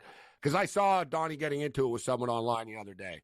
Someone said, F your Eagles, and they were going at him and stuff. And he was like, I haven't bet on the Eagles in 3 weeks or something. I don't know, a month or something. He was going back. Like, amazing. But, yeah. I noticed, though, once they won the Super Bowl, and I was with them, actually. We were doing a show in Costa Rica, me and Donnie, when the Eagles won with Nick Foles. He even told me, like, 2 years ago after. I remember they lost in the playoffs. I said, you don't seem that upset. He goes, I saw them win a Super Bowl. And once you get that, now you've had it, Kurtz, right? You saw your team win. You've seen the Seahawks win. So it softens the blow after, but, like, it's been so long with the Cowboys, right, George, that it's like, yeah, whatever. Let's get to a championship. I'm not even asking to win. I'm not asking to win. It's been since the 1994 season, 1995 is the last time. Let's just get rid of Jerry Jones. That'll be a victory for me. Just get rid of Jerry Jones. That's a victory. I'll take it. Our Super Bowl game was the craziest one, too, because not only did Seattle kill Peyton Manning and Denver, they murdered him. It was one of the biggest, it was like shocking. It was like I went to a place that I've never been before. Then remember they took back the second half kick and the first plays of safety. I'm like, what the hell's going on here? It was nuts. So when you get, and they took advantage of their opportunity. When you get these opportunities, right? When you get these opportunities, you've got to, like Buffalo didn't maximize it. Denver was able to get back, obviously, after the fact. Now, speaking of Russell Wilson, now what do you think, Kurtz, with Pittsburgh? I think Wilson's going to leave. I think he's going to go to Las Vegas. And I think Wilson's going to be the quarterback of the Raiders, and then Pittsburgh's going to go with Justin Fields. And it's kind of weird because Rooney came out today and said, we're going to keep either Wilson and or Fields. Like, we're going to figure this quarterback thing out. It's like, so you're going to keep the guy that you just benched all year now? Like, you should have just freaking played him. Like, they're in a weird spot now. I don't mind if they just go with Justin Fields. I think, you can win with Fields. No one ever really fully gives them the full chance. They were winning with him, and they pulled him. I don't think Pittsburgh Steelers fans going to be very happy, though, if it's just Justin Fields back again. But I do believe, guys, that Russell Wilson will be with Pete Carroll in Las Vegas. If not, maybe Aaron Rodgers. Boy, that would be interesting. Where Devontae Adams just was. Does Adams go back? Yeah, I know it's weird that. I know it's weird. That, they'd Adams split and stuff, but like Rodgers can still throw the football. Let's keep Rodgers. Does Garrett Wilson demand a trade? Does he want out of there? Because Garrett Wilson was pissed about Rodgers and all he does. He wants Rodgers gone. He wants Rodgers and Adams gone. Yeah.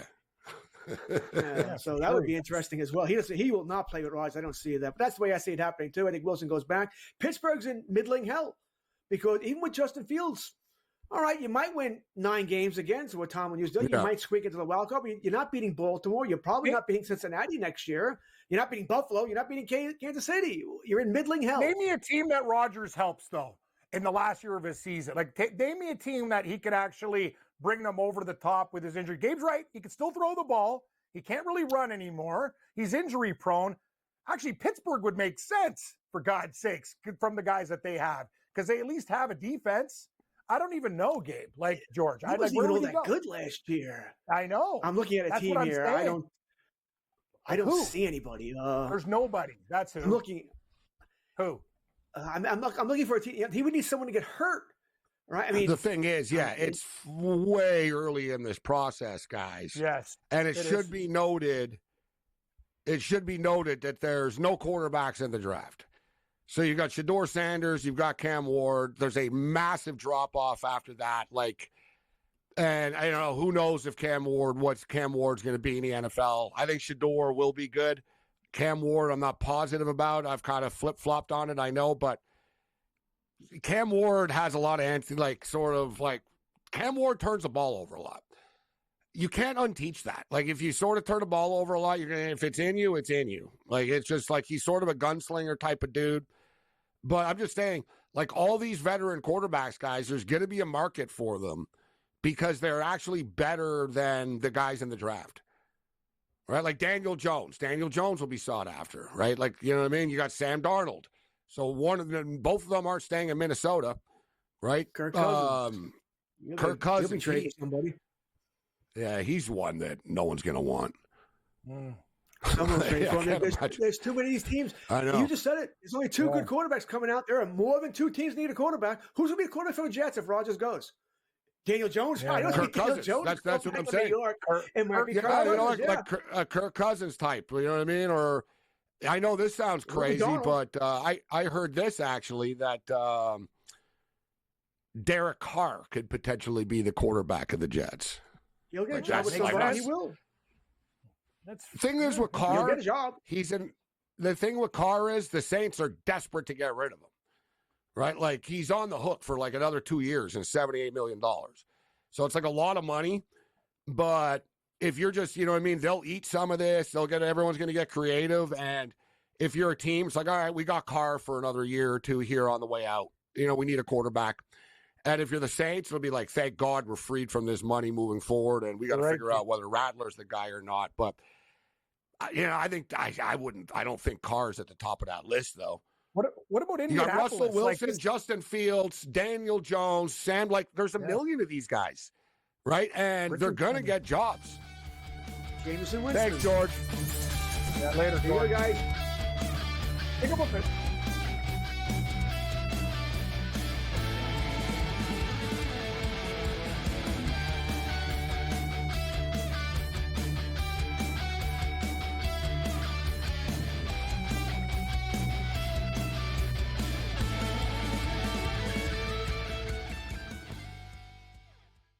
Anyone that's been to a sporting event, the atmosphere before a game, I think Game Time Decisions has that same exact atmosphere. This is our arena.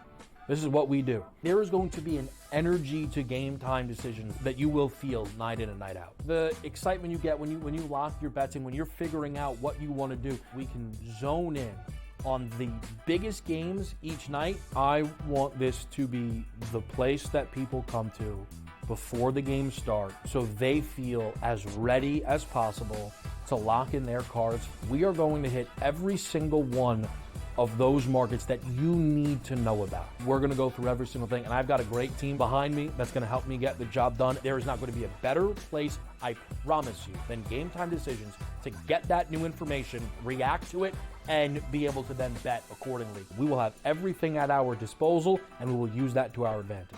I'm Kevin Walsh. Tune into Game Time Decisions from 6 to 8 p.m. Eastern on SportsGrid. Jimmy Butler has spread his cancer all over the Heat, and he has ruined their season. I do believe they'll never recover from this disastrous guy that is, purged on them. I mean, he's ruined. Like, they don't matter anymore at all. Like, I watched them play last night. They suck. Pharrell, Coast to Coast, only on SportsGrid.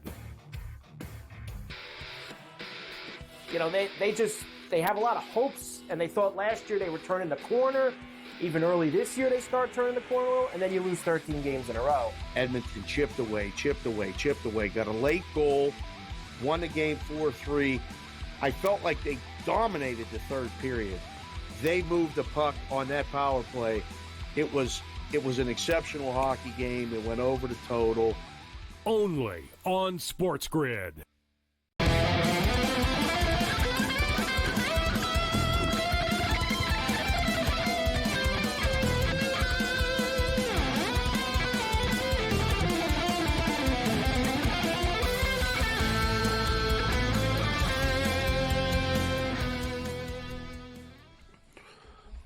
The Monday Night Meltdown continues. This is Sports Rage. I am Gabriel Morency.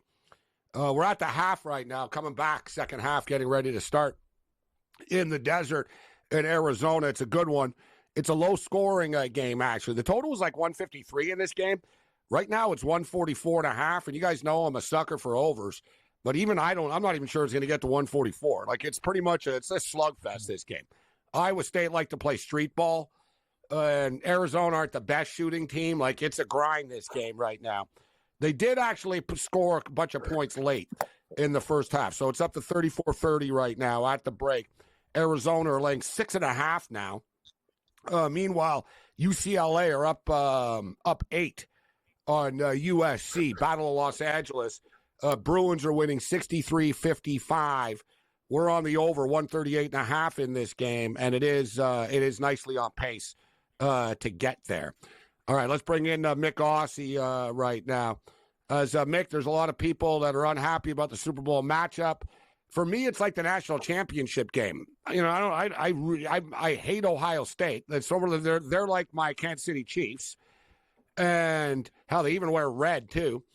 And then you get the Philadelphia Eagles, who are green like Notre Dame. Actually, it's the same damn thing.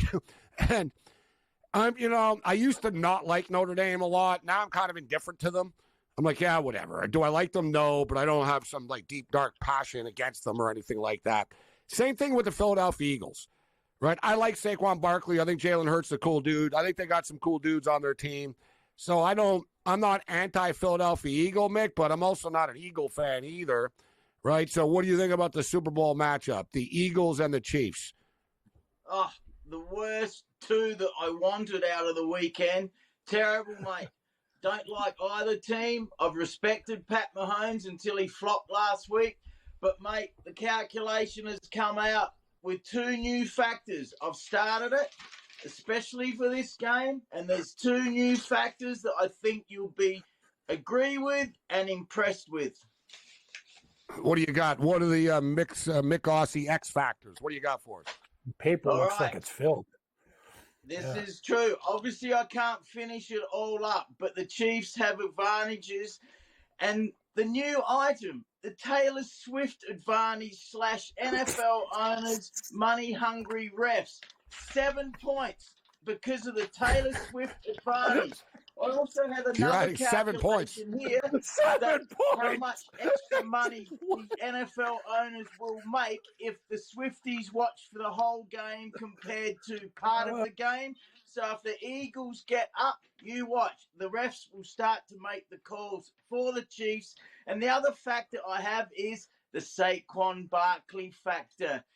I have an item of the best quarterback, and Mahomes is the better quarterback, so I've cancelled them out. Mahomes and Barkley cancel out, and they will both be a big factor in the game, I believe. The Philadelphia Eagles have a better roster than the Kansas City Chiefs do, right? Like, they actually have more better players as a whole. But, you can say that about a lot of teams with the Chiefs. And the Chiefs are just so well coached. Defensively, they're going to be good, at least make plays when they have to. You can move the ball on them. I think, like you said, though, Mick, the biggest X factor to me is, and I'm not going out on a limb when I say this, is Saquon Barkley, right? Yeah. Saquon Barkley did not play, was not on the Philadelphia Eagles before, and we see the difference. Like, he really is the difference maker. Like, as stupid as the Bills were to help the Chiefs get Xavier Worthy, you can't make up the fact that the New York Giants gifted Saquon Barkley to the Philadelphia Eagles, and then he carries him to the Super Bowl. Like, Jalen Hurts and that offense would not be good enough without Barkley. Like, they can throw the football because of Saquon Barkley, right? Like, if Saquon isn't there, then teams can't sell out and stuff. And we see it. He just eventually he pops one. He's going to be playing on a fast track indoors as well. He's the X factor to me, Mick, and why I think they can win the football game. Saquon Barkley. Yeah. And also because the Eagles, unlike the Bills, will get them the football. Like James Cook yesterday was carving the Chiefs up, and they didn't give him the ball in the fourth quarter ever again. Right? He touched the ball 2 times. Now, I don't know if he was banged up, and we don't know about it, which I'm kind of assuming that he was a bit. But the Eagles' play calling is good. The Eagles are super aggressive on 4th down, and, that's the thing with the Eagles, their advantage. They can throw a bomb and stuff on, 2nd and 1. And 3rd and 1 even, because most teams, you sort of crowd up and think, oh, it's 3rd and 2 or something. They're going to run the ball. They don't have to because they know, whatever, dude. We never get stopped on this brotherly shove stuff. So we'll go for it on 4th down. It's dangerous when you're playing a team that, always goes for it like that. But, man, it's hard to dismiss Kansas City, Mick. So what's your early pick right now? Well, first of all, Saquon Barkley was amazing on that first drive. I actually liked the first half of that game. Very entertaining, but then it was a blowout. Couple of other factors. Chiefs ahead in the coaching advantage. You said that about 10 minutes ago. Chance of mental letdowns / players that might screw up going out in New Orleans. I'll say the Chiefs are more disciplined there. Players with more Super Bowl experience. You got to give it to Chiefs there. Currently, I have the Chiefs winning by 12 because of the Taylor Swift and the corrupt NFL owners and referees, as we saw yesterday. But I hope I'm wrong. 5. It's a close game. Not for Taylor Swift 7, Gabe. It's 5 plus 7 for mixed calculation. Yeah, it's enough though. Hopefully, and if they win this year, they'll just be back for more for 4. They'll be like, oh, we're gonna keep this thing. Eventually, listen, the bubble bursts for everybody. It does. It's, even Tom Brady and the Patriots, look, they're terrible now. A couple of years ago, it's like, God, we're sick of them. Right now, they're the worst team in the division. You saw it with the Golden State Warriors where the Raptors, knocked them off. And it's like, all right, the run is done. These runs come to an end, but Mahomes just keeps on finding a way, too. On 3rd down, it's not like he puts up massive numbers, but he makes the big plays when he has to. I think it'll be a classic, though. Even though nobody likes these teams unless you're an Eagle or a Chief fan, I do think it'll be a really good Super Bowl. I've got a 20. I think it's going to be 27-24.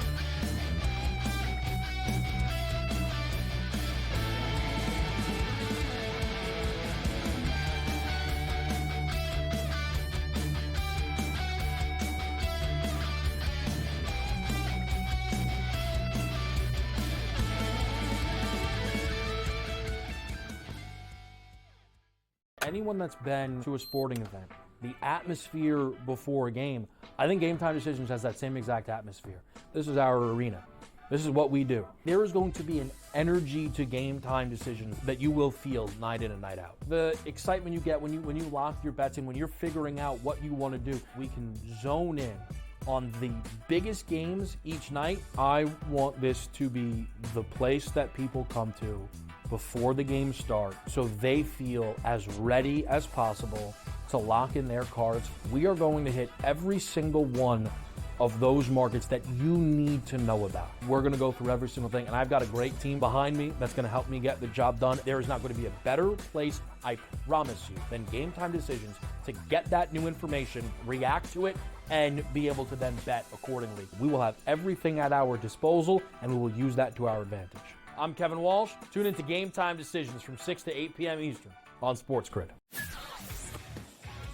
Jimmy Butler has spread his cancer all over the Heat, and he has ruined their season. I do believe they'll never recover from this disastrous guy that is, purged on them. I mean, he's ruined.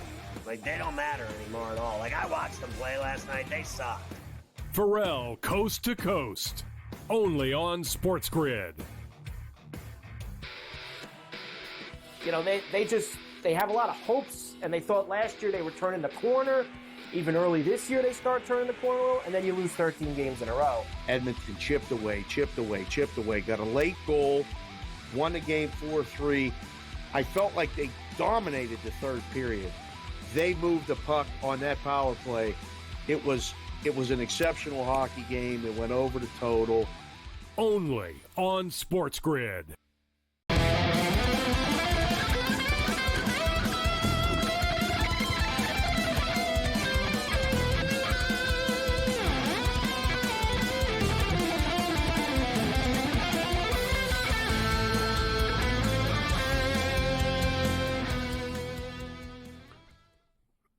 We're into the home stretch here on the Monday Night Meltdown. This is SportsRage. I'm Gabriel Morency.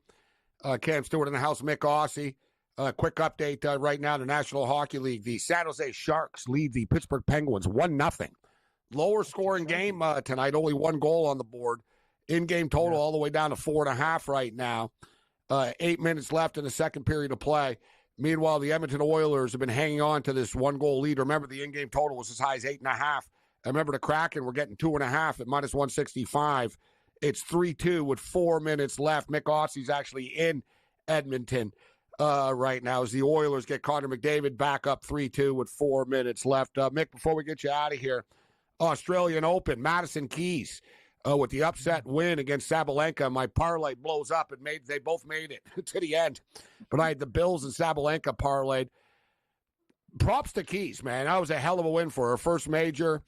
Normally she hits the wall like the quarterfinals of these things. I know she made it to the French Open final and lost before, but 29 years old and she finally breaks through. She played a hell of a match, and then Sinner just rolled into the final. But seemed like to me that the big theme was everybody bitched about Australia a lot, Mick. Like the Australian media and the this and that and the questions. And as you stated, I don't know. I think people kind of these tennis players are pretty thin-skinned. Let's just call it out for what it is.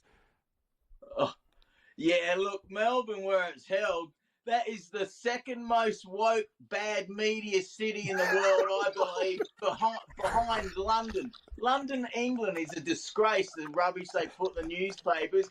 And all those people were locked up for 1.5 years with COVID, so they're all a bit nuts, mate. They're still getting rid of the anger.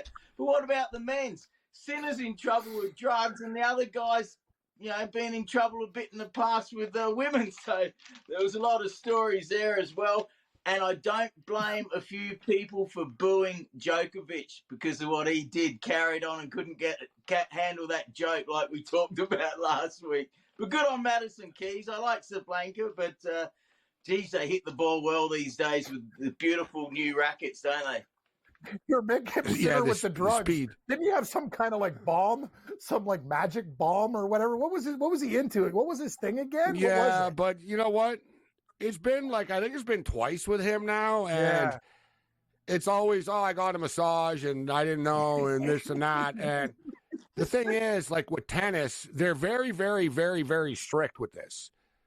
Like they don't play around. Like if you get a test, you're out for 2 years. Like if you fail, like basically. I don't know. You guys remember, like your boy Kyrgios, Mick called him out and stuff, and so did Shapo and a bunch of other players. They all said, I guess there's different rules for different people. I remember, like Shapo said, if I did this, I would get 4 years, not 2. He's probably right. It's so true. Like a lot of players, they look at Sinner kind of like crooked eye now. You know what I mean? Like, why do you get away with all this stuff? But I think it is harmless what he took. I think they're kind of overly stringent in tennis, guys, with their rules. Like they're over the top with it. Yeah, just beat them. Like how hard is it? You know what I mean? Beat them. All right, 3-2 in the hockey. 1-0 for the San Jose Sharks. All right, Mick. So we're going to be on the road next week. What's your early final score prediction for the Super Bowl? Look, I think it'll probably be Chiefs 30-27, something like that. I got it 12 right now, but no, I don't think it'll be a blowout. But the refs is the worry, absolutely. And your Bills, mate, oh my God, they were off in that first quarter. Josh Allen could have nearly thrown 2 interceptions that first drive. Penalties, they weren't there, mate. They were a bit off yesterday, so disappointing. I felt for you. But yeah, I don't really care. I'll watch the game. I'll be at a party or something and mingling as well because don't really care who wins. I'm telling you, this is the most angry Super Bowl ever. Like people are like, whatever. Like, you know what I mean? And I said earlier, Cam, and everybody, but I brought up the ticket prices. And if the Bills were going to be in, it would have been expensive because the Bills haven't made it and forever, and Bills fans are crazy. The Chiefs are in it all the time, and the Eagles were just in it a couple of years ago. So, like, people can't go all the time. Like our boy Greg that does the Rage. Tommy's in for Greg tonight, but he went to the Super Bowl last time. He can't go. He's not going to go every time. But tickets have really plummeted. Like, the same tickets that were $14,000 are now $12,000. The tickets that were $10,000 are now like $7,500. There's been like literally like a $2,000 drop on tickets. And I would expect it to continue to drop, actually, because of the matchup. People from KC have already gone, they're in the Super Bowl every year. They, it's done. And even people from Philadelphia, these guys are in the Super Bowl every couple of years. So basically, they're going to need like the Philadelphia market to carry this thing. We'll see you on the Twisted Tuesday. Other than that, you're on your own. Later.